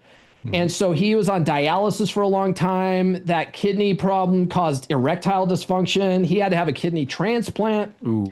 All this stuff compounded. And he ended up not having sex for 9 years. He built up a lot of resentment for his wife for not being into it, all this kind of stuff. And then he found my content, started applying it, joined my men's group, started reading all my books. He reads them all on repeat. He was able to turn things around in less than a year with his wife just by applying all the stuff that I talk about. And he did the erectile dysfunction. He fixed that stuff on his own, just self-study, learning different techniques, homeopathic methods, and all these kind of things. He was able to fix his erectile dysfunction, which you need if you're gonna, not be in a dead bedroom. But the frame and not taking his wife too seriously, all this kind of stuff. Oh, and losing weight. He asked us in the group to hold him accountable. He lost tons of weight. Right. His wife noticed all these changes and she was starting to get frantic about it. She was like, "I think you've lost enough weight, And he was like, "No, I haven't reached my goal yet. I'm going to keep going. I'm not at a healthy weight. I'm going to keep going." And she realized, holy shit, if this guy is going to make himself so attractive that I might actually lose him. Yep. She started losing weight too. She was like, "I'm going to go on walks with you. I'm going to exercise with you," and all this stuff. She started losing weight. Yep. And then he never made a secret to her about what he was working on. So he was always reading my books, listening to my podcast, all this kind of stuff. And she goes, "Hey, you're listening to that podcast guy. Does he have any books he recommends for women?" And so I said, "Yeah, my girlfriend, her main books that she listens to are The Proper Care and Feeding of Husbands by Dr. Laura and Keys to the Kingdom by Alison Armstrong." And so she started reading those books.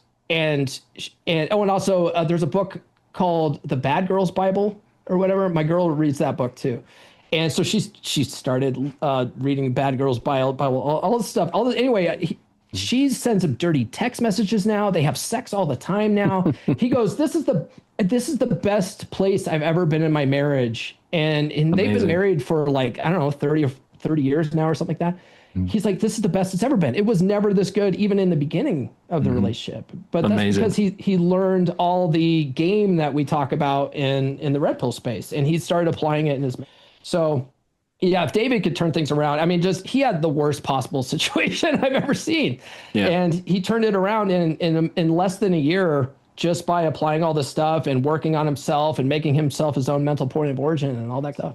Incredible. And how long has he been married? I think about 30 years now. 30 years, and he turned it around. I mean, good for him. Yeah, that's amazing. And he's been in my men's group for 2 years now, and I think he's been listening to my podcast since the beginning. I've had the podcast for 5 years now, so good for him. Good for him. No, that's a great success story. I mean, that's great. That's fantastic. What advice would you give to women who want to support their partner through heartbreak or emotional recovery without overstepping? Well, I mean, if he's going through heartbreak and stuff, does he really have a partner anymore?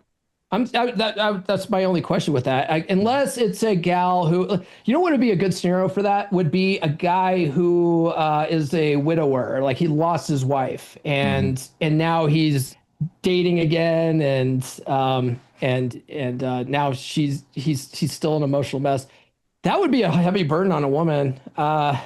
I would say have some patience for that guy, because that would, I think, just understanding the way women don't really care about our struggles. And if a guy's just, complaining and all he's doing is talking about his ex-wife, that's got to turn a girl off, So I would say have some patience for that guy and maybe some empathy. Women's solipsistic nature doesn't allow them to do that as well as you would think, though. So he needs to figure it out. Yeah. Yeah. You've said nice guys often struggle in relationships. What's the difference between being kind and being passive? And how can men reclaim their power? Oh, that's a good question, because we do have to make the distinction, right? That when we talk about nice guys in the space, we're talking about nice guy syndrome that's laid out by Dr. Robert Glover. His book, No More Mr. Nice Guy, really breaks down nice guy syndrome. So we're not talking about a guy who's kind, because a lot of people have black and white thinking. They think you're either a nice guy or you're an asshole jerk.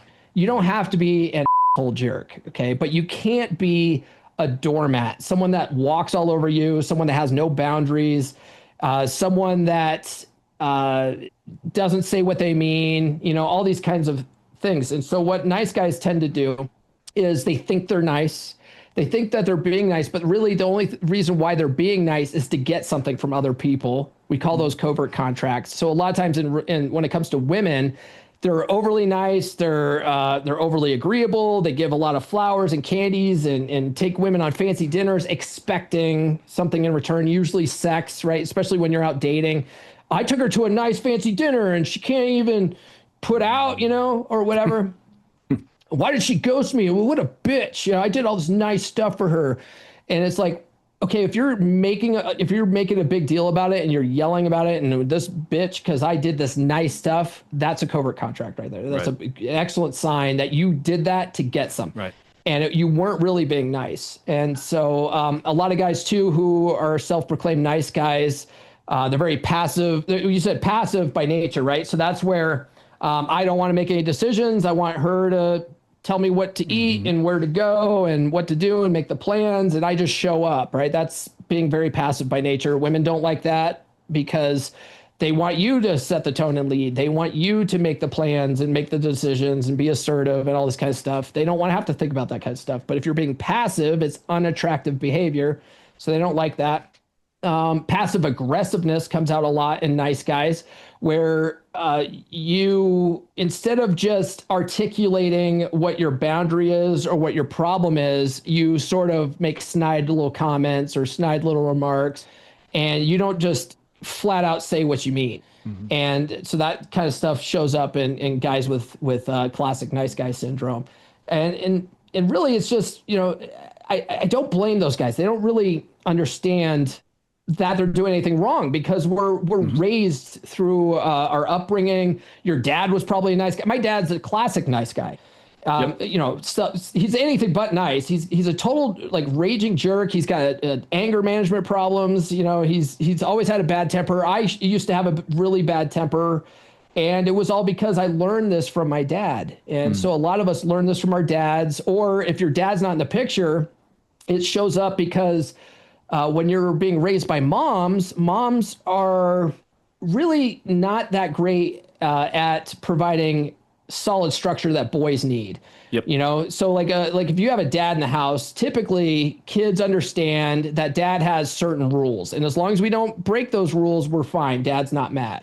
But moms, they might have rules, but they'll selectively enforce the rules depending how they feel that day, right? So maybe one day mom's very strict, we're doing this, this, and this, and don't break these rules. But the next day, I don't feel like enforcing those rules. Fine, go do these things.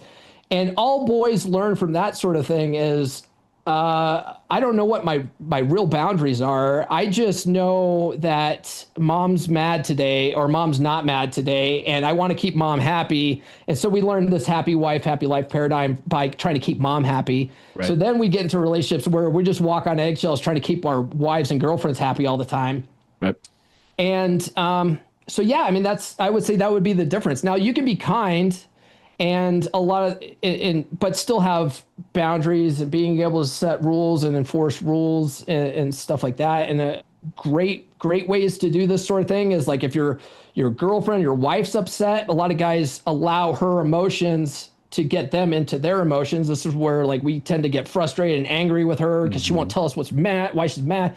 Women don't want you climbing on their emotional roller coaster. They want to know that someone in the relationship has their feet on the ground and is even keeled, and they don't want their emotional storms to affect you. They want to know that it has no impact. Right. Because if you allow her emotions to impact you, that means that life challenges are going to impact you in a negative way.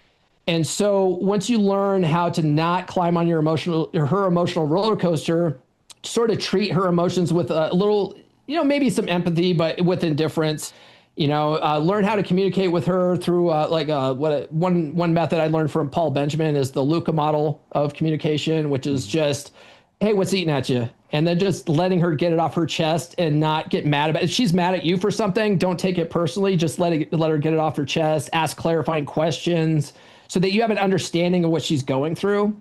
You don't have to apologize for anything. You don't have to explain yourself. In fact, it's better that you don't. And like, even if she's mad at you for something, be like, oh, okay, yeah, I can understand why that would make you upset. That kind of stuff.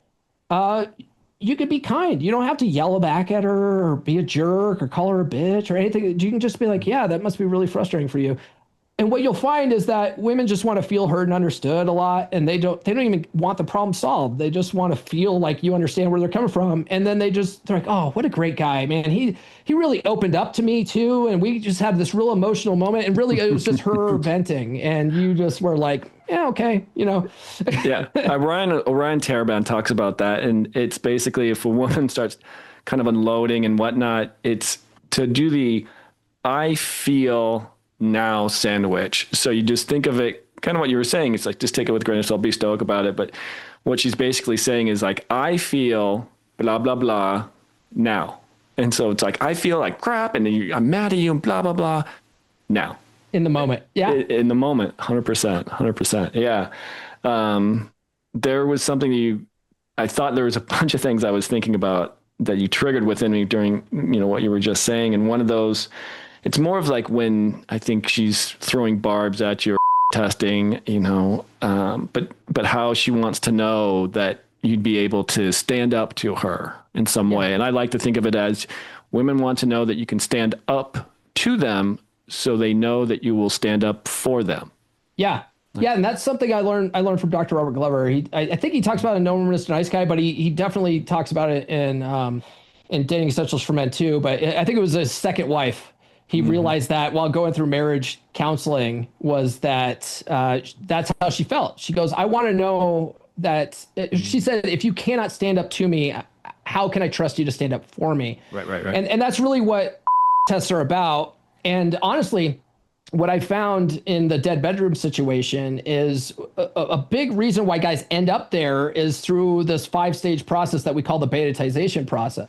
And the first stage of the process is testing. Yep. All women test men either consciously or subconsciously. And so a lot of guys get mad when I say that and they go, well, if a woman tests me, I'm dumping her.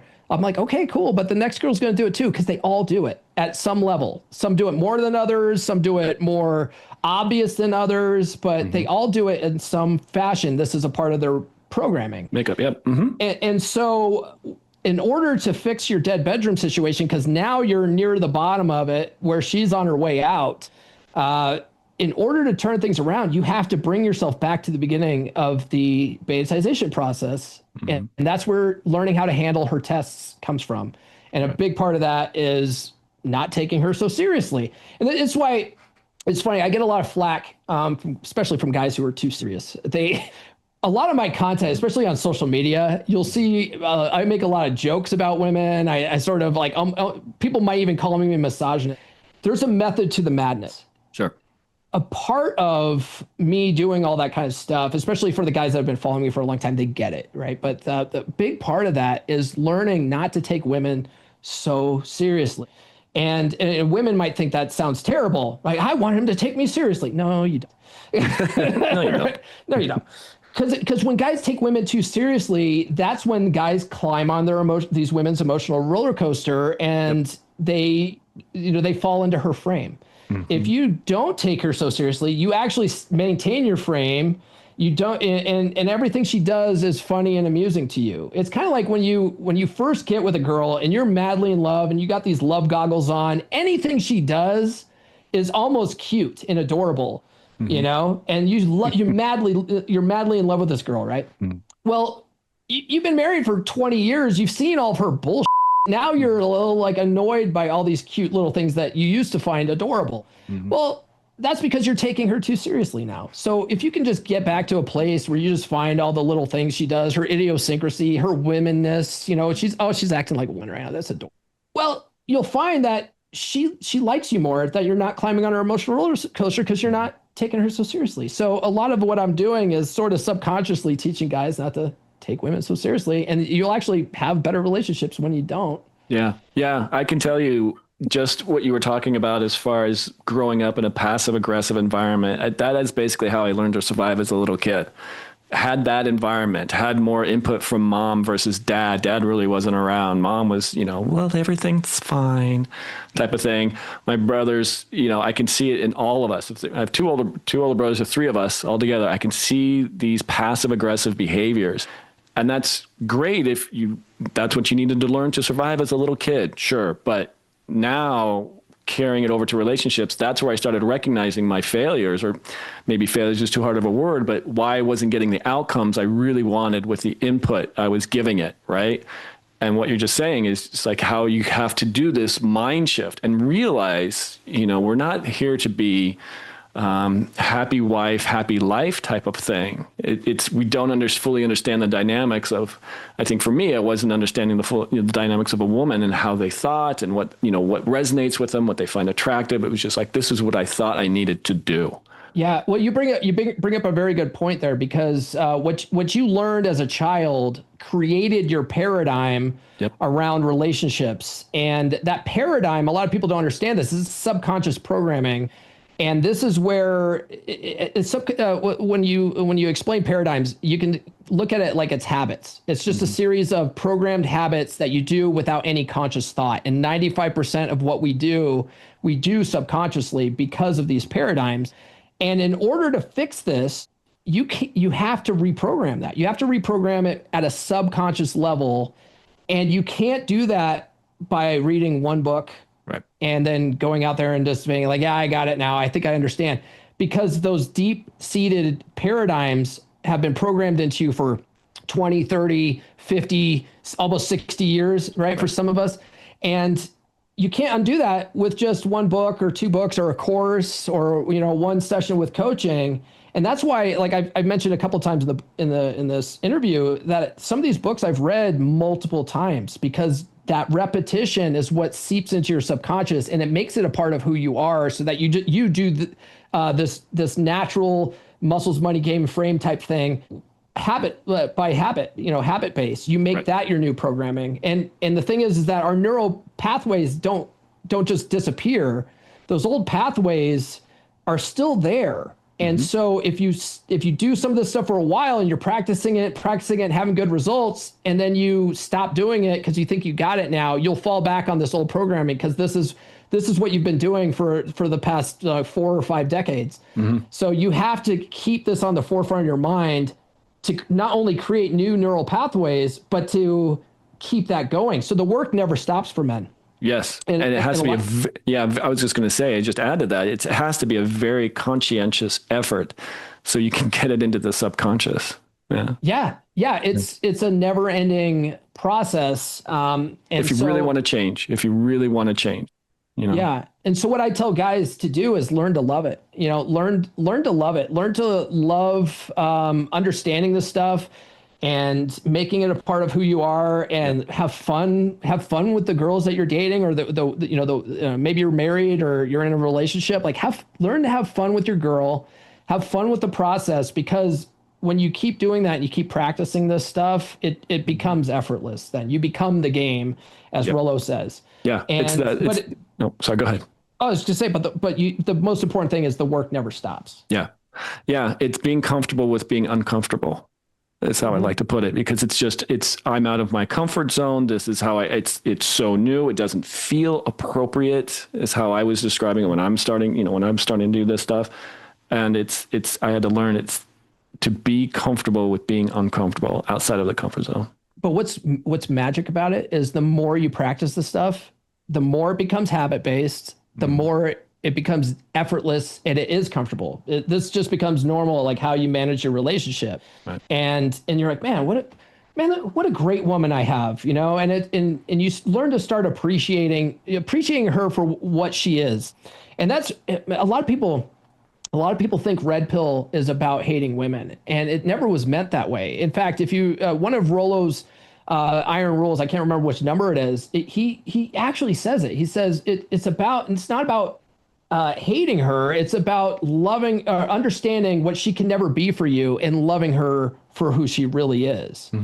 Rich Cooper once said, getting mad at women for being women, it's kind of like driving a truck and being mad that it doesn't corner like a Ferrari, right? It was never meant to. It's got a totally different role. It was meant to be a truck. So same thing with women. Women aren't supposed to be men. They're not supposed to communicate like men. They're not supposed to think like men.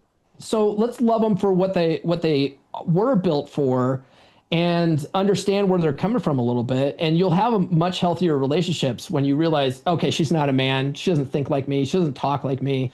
Right. Okay. But those differences were meant to complement each other, so. Just real quick. If this conversation is hitting home, don't just listen, lean in. Head over to Paul's site at comeonmanpod.com. That Come On Man Pod, all one word, .com, and check out his coaching resources. Whether you're navigating heartbreak or trying to reignite your marriage, there's a roadmap waiting for you. And if you're finding value here on the Glen Gilbert Connection, like, subscribe, comment, and share this episode with someone who needs it. Your stories and theirs might just change because of it. Let's continue. How can someone recognize they're stuck in a trauma bond, and what's the path to breaking free and rebuilding self-worth? Well, I would say, one, I don't like using the term trauma when it comes to relationships, unless you're in a serious abusive relationship. Right. Just because, people go through real traumas, right? Like I have friends, especially some of the guys in the wolf pack, they're like former Marines. They survived horrible things in Iraq and Fallujah and all that kind of stuff. So I'm like, that's trauma. Okay. Your girlfriend being a bitch, that's not trauma, bro. But I will say this, a lot of people do find themselves in negative relationships that becomes a normal pattern. A lot of it comes from our upbringing. And so how do you realize that is like, are you happy, or are you just dancing around trying to, make someone happy all the time? That would be a big red flag to me, that I'm not in the right relationship, because this woman's never happy. She's always got problems, and I'm always trying to fix her problems. And that's another classic nice guy syndrome, is trying to fix these broken women out here.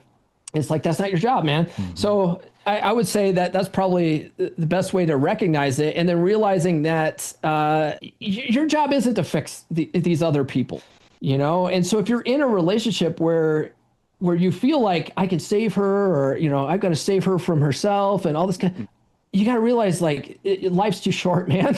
Life's too short. It's her job to fix herself. She's never going to fix something because you told her to. Like, people have to fix things for themselves.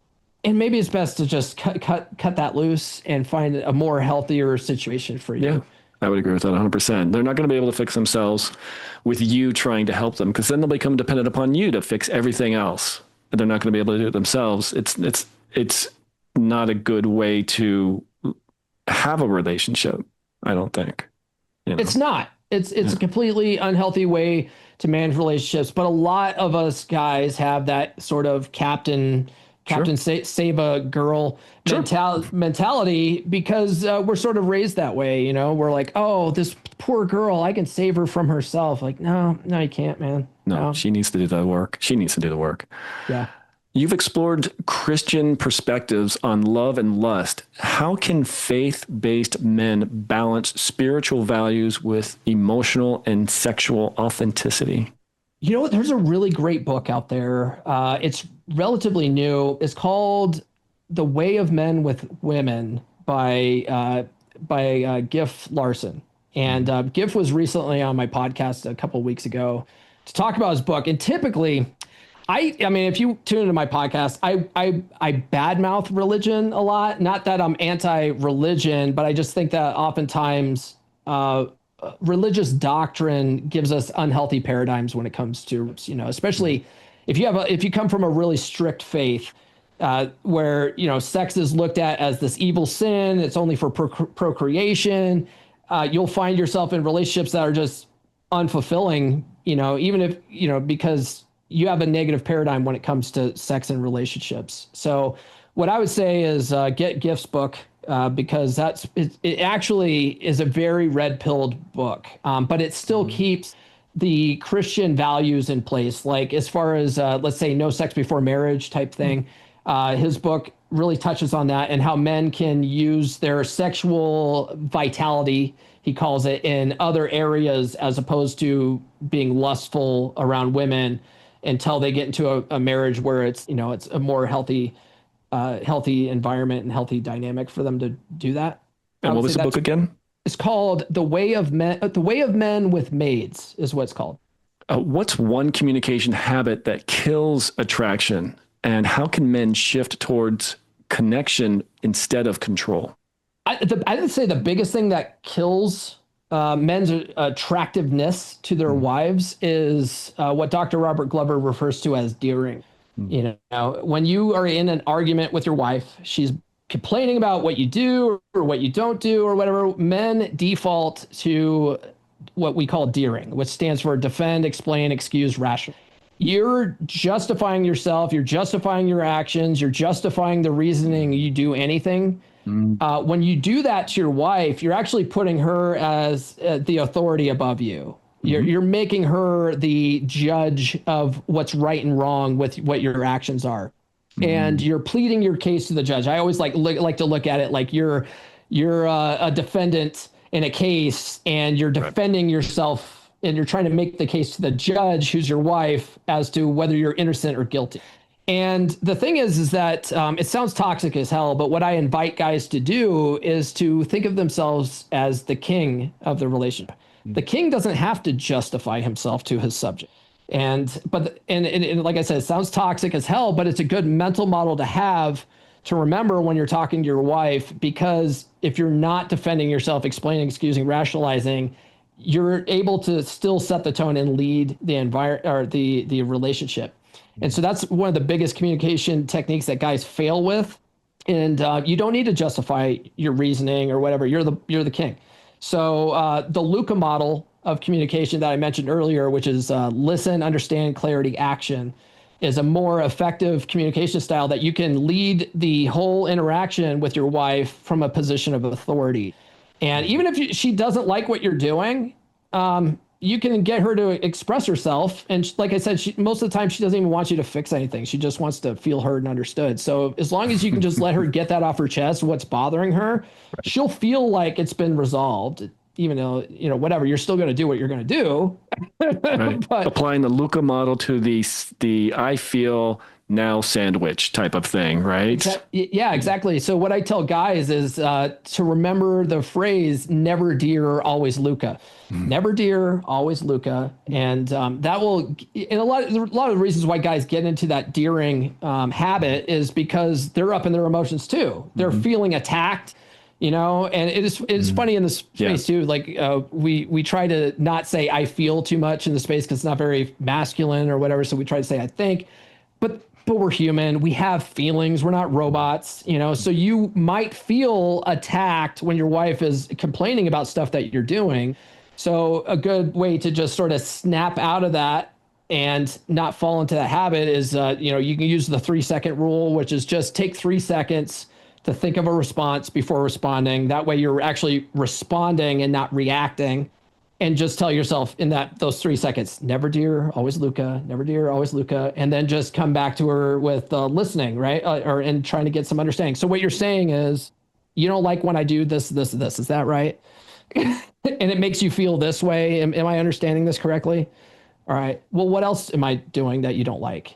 Just stuff like that. Let her get off her chest. I found doing that has amazing responses because the whole first narrative gets completely changed into the second one. It's almost fascinating. It's like an experiment where you're like, okay, let me try this out. You're saying blah, blah, blah. Well, that's not what I meant, Oh, okay. Well, what did you mean by that? Right. Yeah. And you have to do it from like a king would. Right. A king is just listening to the grievances of his, peasants or whatever.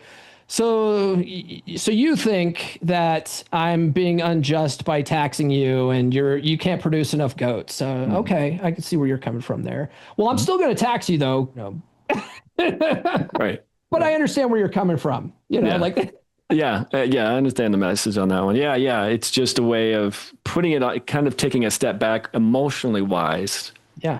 Removing yourself emotionally and just, what is she saying to me? Right. And then she's saying, I feel blah, blah, blah right now, you know. Yeah. And her airing her grievances to you, and you're like, now you're the arbiter of what's wrong. Right. You're in the position of leadership. Right. So if there is something that you are doing that you could probably do better, you could actually, that's one of that's where action comes in, the listen, understand, clarity, action if she's got a good point, and I think that's a big thing that guys need to understand. Like sometimes your girl has a point. Sure. And so if she's got valid grievances that you're in areas where you're like, yeah, I could be doing that. There's no reason not to do this. I'd be like, okay, well, I see where you're coming from there. So here's what I'll do. I will do X, Y, and Z. And I think that'll be the best way to handle that situation. Like she'll feel like he's got everything handled. Yeah. To ignore any critique or feeling like it's a critique on your behavior, to ignore everything rather than going, what is she really saying? Is this a pattern that she's saying? Just maybe taking a moment to just kind of take a review of what she's saying. You know? Yeah. And having some self-accountability, like, oh no, she's got a point. And it's funny, we've used the term accountability several times in this. And the thing is that, a lot of guys in the red pill space like complain that women have no sense of accountability and accountability is women's kryptonite and whatever. 99.9% of dudes out there don't have any sense of self-accountability either. And that's why they're blaming women for not having accountability. Well, what are you doing when you're pointing the finger, bro? You're having no accountability either. Right. So it starts with you. You can only control you. You can't control other people. So have some sense of self-accountability and everything else will sort of work itself out, I think. It really is amazing, Paul. I had that kind of epiphany when coming from an environment of passive aggressiveness and not taking accountability and not, trying and ignoring the realities to saying, yep, I did that. And what I added to that is I'll do things and expect nothing in return. Those two things alone, it changed my mind shift incredibly. It's like, okay, I'm going to own up to this problem. And if I help somebody else out, I'm not going to expect anything in return. If I do something for anybody, I'm not going to expect anything in return. I don't want to, and that alone just changed just synapses. Boom, boom, boom, boom, boom. Yeah, that kills covert contracts because a lot of guys are doing the nice thing to get something. And then when they don't get it, they build up resentment. So if you build the mindset of, I'm going to do this nice thing, whether I get something or not is immaterial, will change the whole way you look at things. And one of the things I learned from Corey Wayne is that relationships are, you're going there to give, but like the caveat to that is you also have to sort of keep an eye on what's going on in the situation to realize whether you're getting what you need out of a relationship as well. Sure. So, but you're not giving to get those things out of a relationship. You're giving because that's who you are. And then if you just happen to notice like, oh, they're just not putting in enough effort in the relationship, well, then you also need to know, not be afraid to walk away and, have more of an abundance mindset when it comes to women and relationships and all that kind of stuff. Just makes you better at relationships. Yes. You're reminding me of just even meeting people. You're thinking of friends, guy friends or whatnot. I'm sure you've come across this. I know I have, where you meet somebody, you think they're pretty cool and they ask you for a favor. Sure. No problem. But after like 5 or 6 of those, and the one time you ask them for something, hey, I was just helping, wondering if you could just help me out on this, do me a solid. And to get balked at, be like, no, then that should be your sign of like, oh, this is how I see they're thinking of the relationship. And that's just general boundaries. Having friends, friendships rather than even a romantic relationship. Just, okay, here's a way to recognize things. Yeah, it's not just romantic relationships. I've experienced that. I've experienced that in the men's, the manosphere or whatever. Where I'm always going to be the same guy. I will always work with anybody.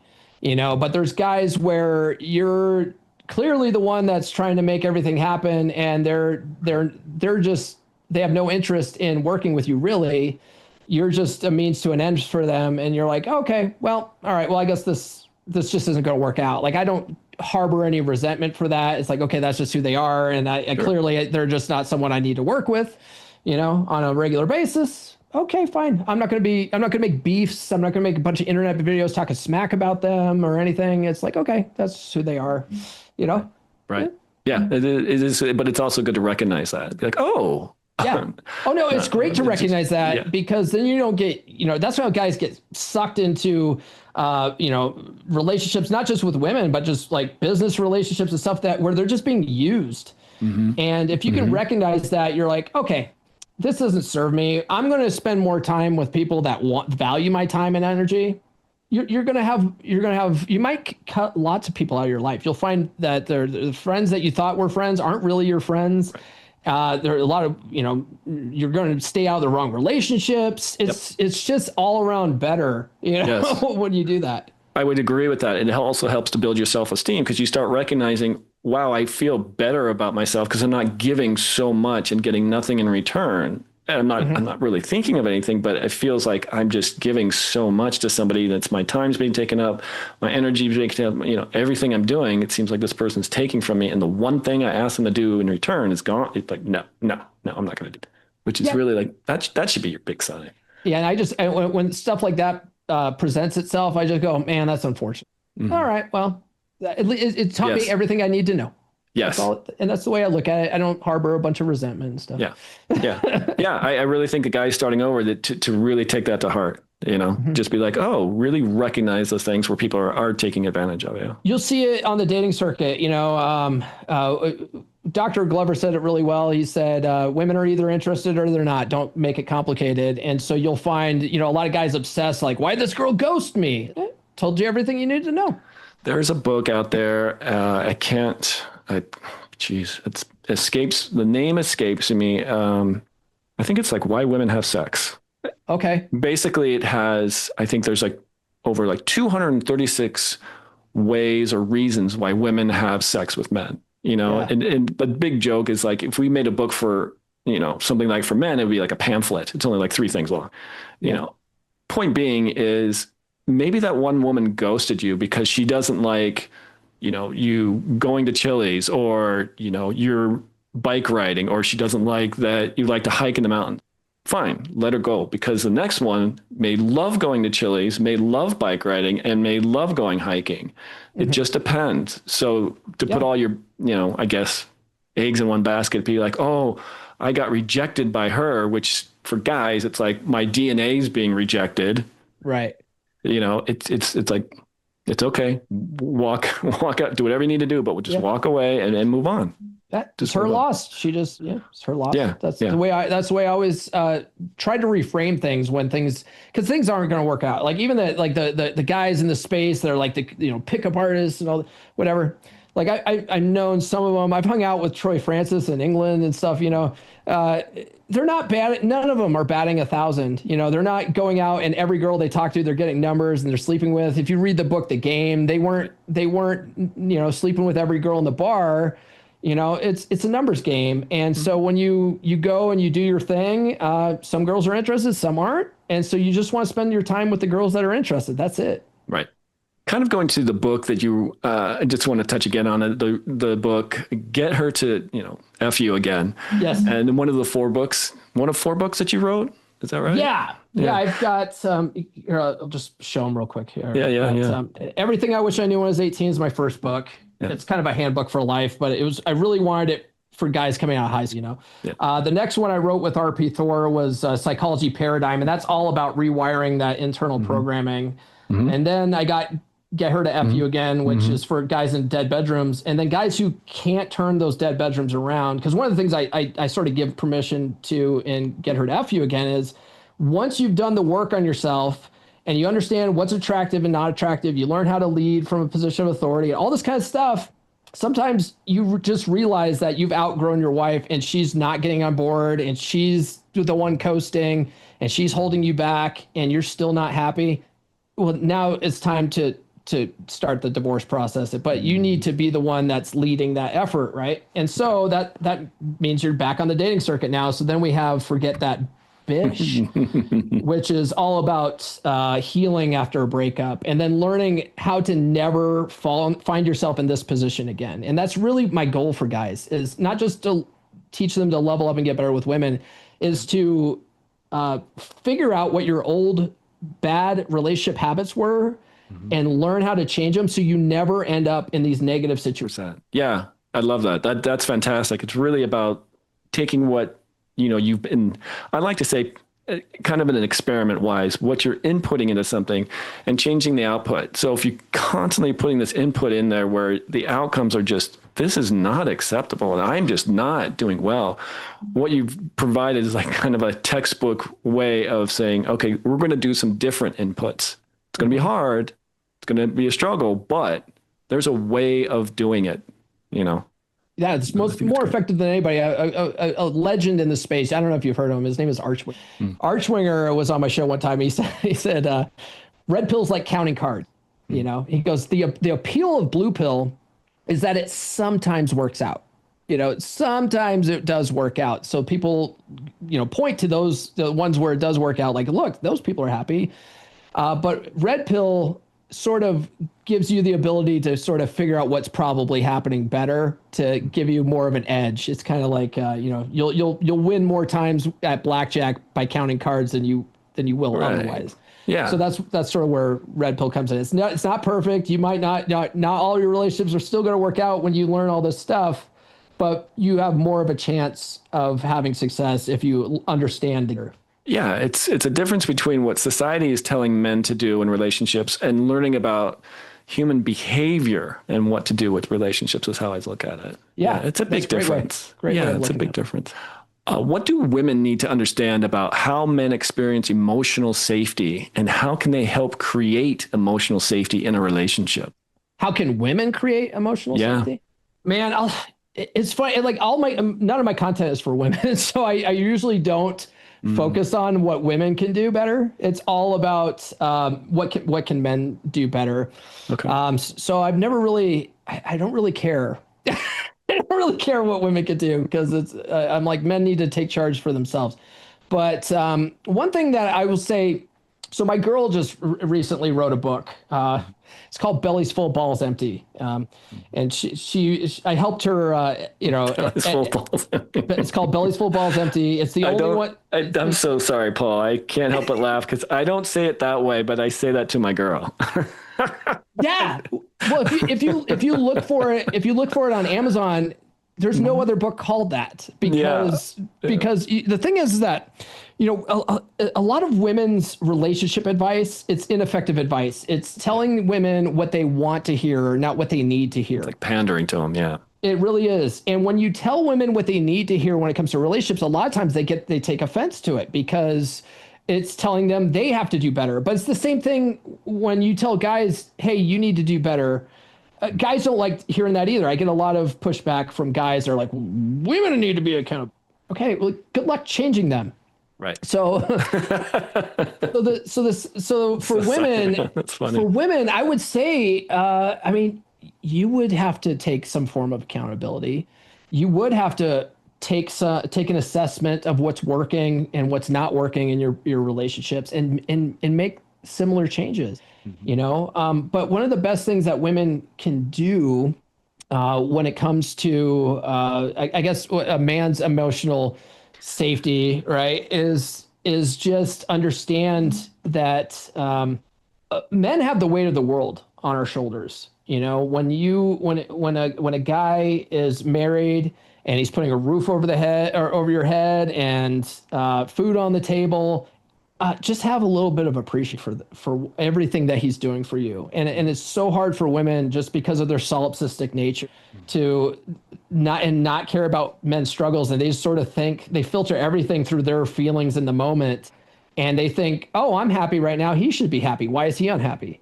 Right. Oh, and now I'm mad at him for not being happy and ruining my happiness. You know, it's like, he's got the weight of the world on his shoulders. If he doesn't go out and do well in the world, like, you're not going to be with him. The roof's not going to be over your head. There's not going to be food on the table. His kids are going to end up in the streets, you know, and he's just worried about all this stuff. He's worried about his job security, all these types of things.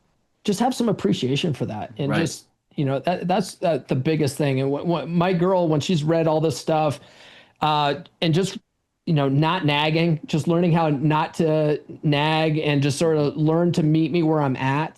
That kind of stuff is just, it was so eye-opening for her. That's why, like, one of her books is Keys to the Kingdom by Alison Armstrong. Keys to the Kingdom, her biggest takeaway from that is it helped her understand where men are in different stages of our life. You know, when we're in high school, like, everything's possible and we're going to go out, we're going to take on the world. And like in our early 20s, we're ambitious and we're going to school and we're trying to, you know, get into new careers and all this kind of stuff. But then in our 30s, we're different. And 40s, men are a lot different. And so just understanding where men are in different stages versus where she is in her area of life is able to, help her better understand where I'm coming from when I say different things. And so she never nags me. She does a lot of self-processing where, if something I'm doing bothers her, she'll really sit on it and just sit with it and go, why is this bothering me? She never says a word about it. In fact, there was one time where I went on a motorcycle trip. I went up to Sturgis with Aaron Clary. I rode all the way up to South Dakota, hung out with Clary, and we went to Sturgis. And for social media, I had my picture taken with a couple of like the hot bartenders there, because you got to have street cred on social media. And so I had my picture taken with these two chicks, and she really felt really jealous about it, and she was mad. Her gut instinct was to yell at me about it and get mad about it and all this stuff. And she really was, I had to really think about it. Like, is he the kind of guy that's going to go sleep with these bar hogs, up in Sturgis, or is he the kind of guy that's just not really where he's at, and he's probably just taking pictures with Clary and, I didn't even know about it for like almost a year that she was. Oh, wow. That she and her gut instinct was she had a problem with it. Sure. She never said anything. Yeah. My girl will act up a little bit every once in a while and get jealous and stuff. And I have to remind her, I'm like, it's not the actions of her you have to worry about. It's the actions of me. You'd have to consider. And then it would be, the next questions are, am I showing any behavior that's causing you or thinking you that I would go out on you? Like, no. And it's like, okay, so why do I have to hear about it? Shouldn't you talk to them? Just kind of joking, but I remind her every once in a while. It's like, I watch your behavior, you watch mine. I'm not going to worry about anybody else. Yeah. Well, one big thing that I tell guys too, though, is you can't logic your girl, so that's true. All that kind of stuff is like you're logically breaking it down for her, but that doesn't change her feelings. Right. And so as long as you understand that, you just be like, oh, so you were jealous about those girls up there? Well, what can I say? I'm a happening guy. That's how I handle it with her. I was like, well, you got all this. Right. That's hilarious. She goes, oh, you're right. I was making it, whatever. And now it's just a big funny joke. You know what I mean? So yeah, that's hilarious. I'll do stuff like that too, where it's like, who work this work or something like that. And I'll be like, it happened again. Yeah. Things I got hit on again. What can I say? That kind of stuff. Yeah. It's funny. When you got it, you got it. When you got it, you got it. That's hilarious. Yeah. The question stemmed from, how can women understand men when they're, trying to get them an emotional safety spot, a safe space to be emotional. And that stems from hearing this. It was a therapist having this discussion, and she was a couples therapist. And the wife was complaining about how her husband, who's sitting like next to her, saying like doesn't open up, he doesn't tell me anything, all that. So both the wife and the therapist convinced this man to open up, and he unloaded. Apparently, it's to the point of where he was crying. Right. Yeah. And then later, I think I don't know how many therapy sessions later, it came to the therapist's knowledge. The wife told the therapist, she's like, after that happened, I am not attracted to him. Her attraction decreased. What really was mind-blowing for me is that the therapist said, I don't know why.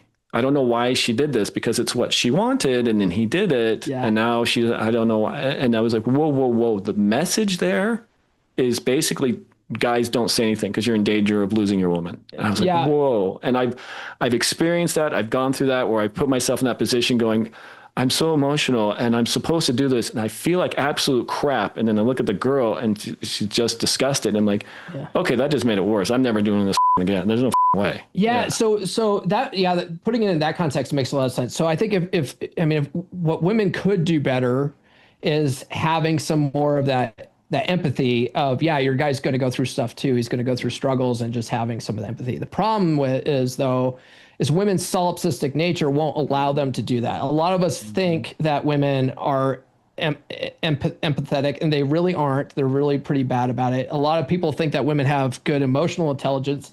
They really don't. They're just emotional. There's a difference.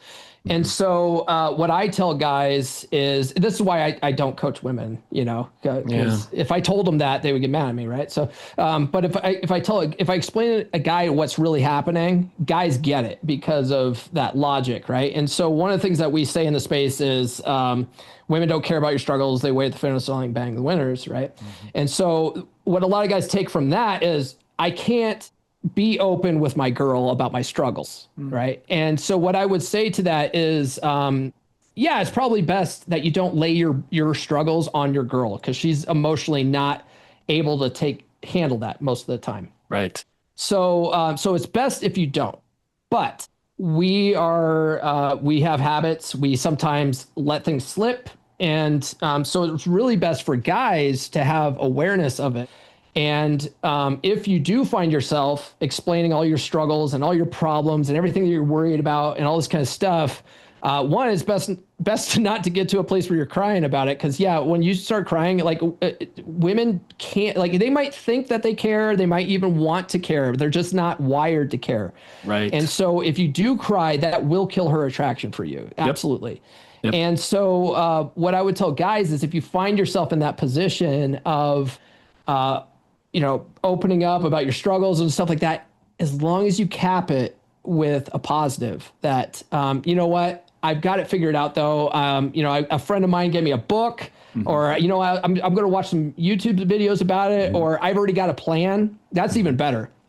I've already got a plan in mind though. I'm like, tomorrow morning, I'm going to hit the ground running. I'm going to do X, Y, and Z and fix this. Yep. She's fine with it. She's fine with your struggles as long as she thinks that you can handle it. Right. And that's really what it comes down to. Women need to feel that you have life handled so that they can feel safe in her. Yes. And that's 100%.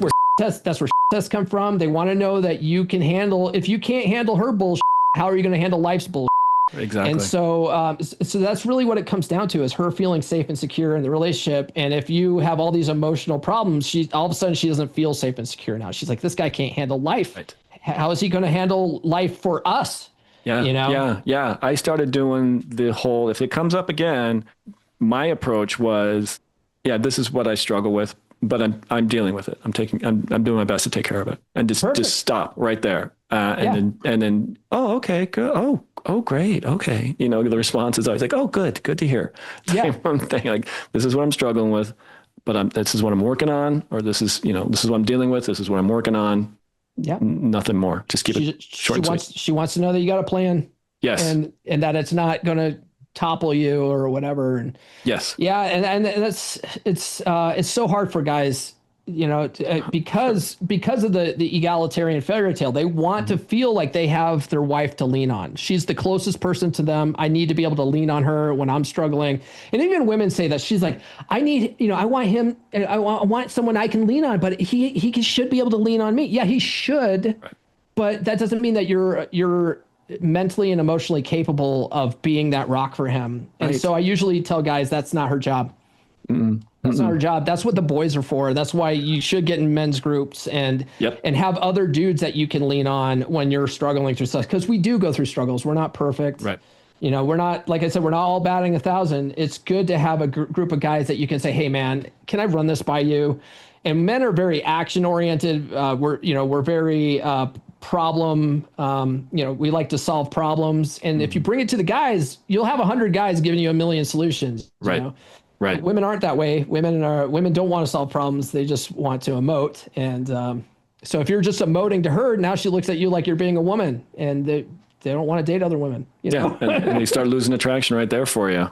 Yep. Right there. Yeah. It's really, it's one of those tricky things where you got to be careful on what you're really saying to it. It's okay to be vulnerable, but leave the crying and emotion for the other guys. Yeah. I like to tell guys, if you guys get nothing else from this interview, if you really want to understand women, to really simplify women, they are security-seeking creatures that respond to. Yeah, that's it. That's well, Paul, we've covered a lot in this interview. Any final comments besides what you just said? Because the final one that you just said is really fantastic.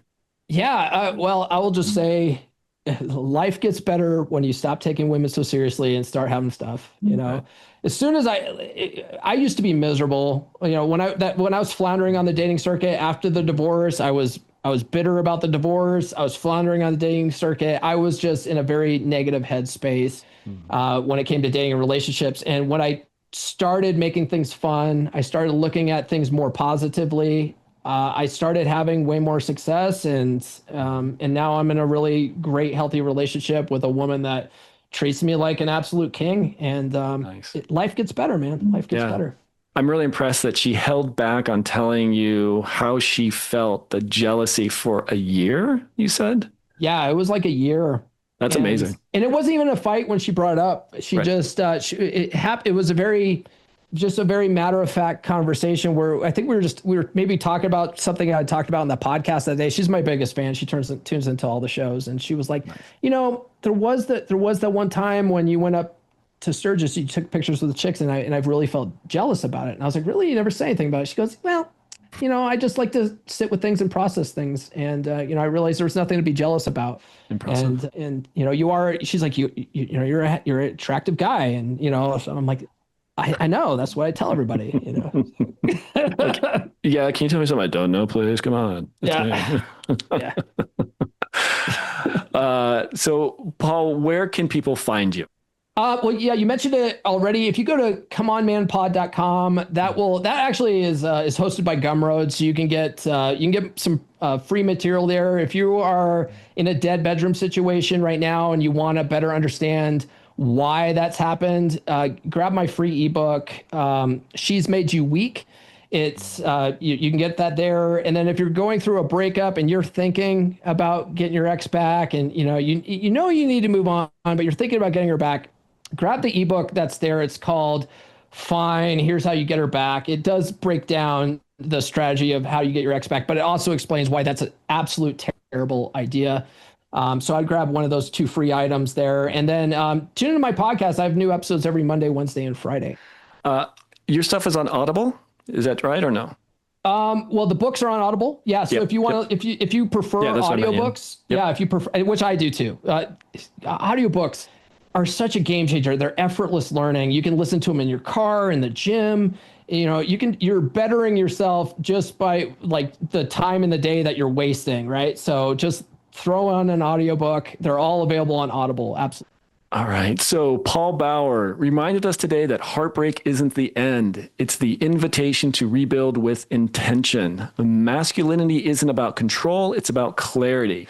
And relationships thrive not on perfection, but on presence. If you're ready to take the next step, revisit this episode, journal your thoughts, and start the work, because healing isn't passive, it's choice.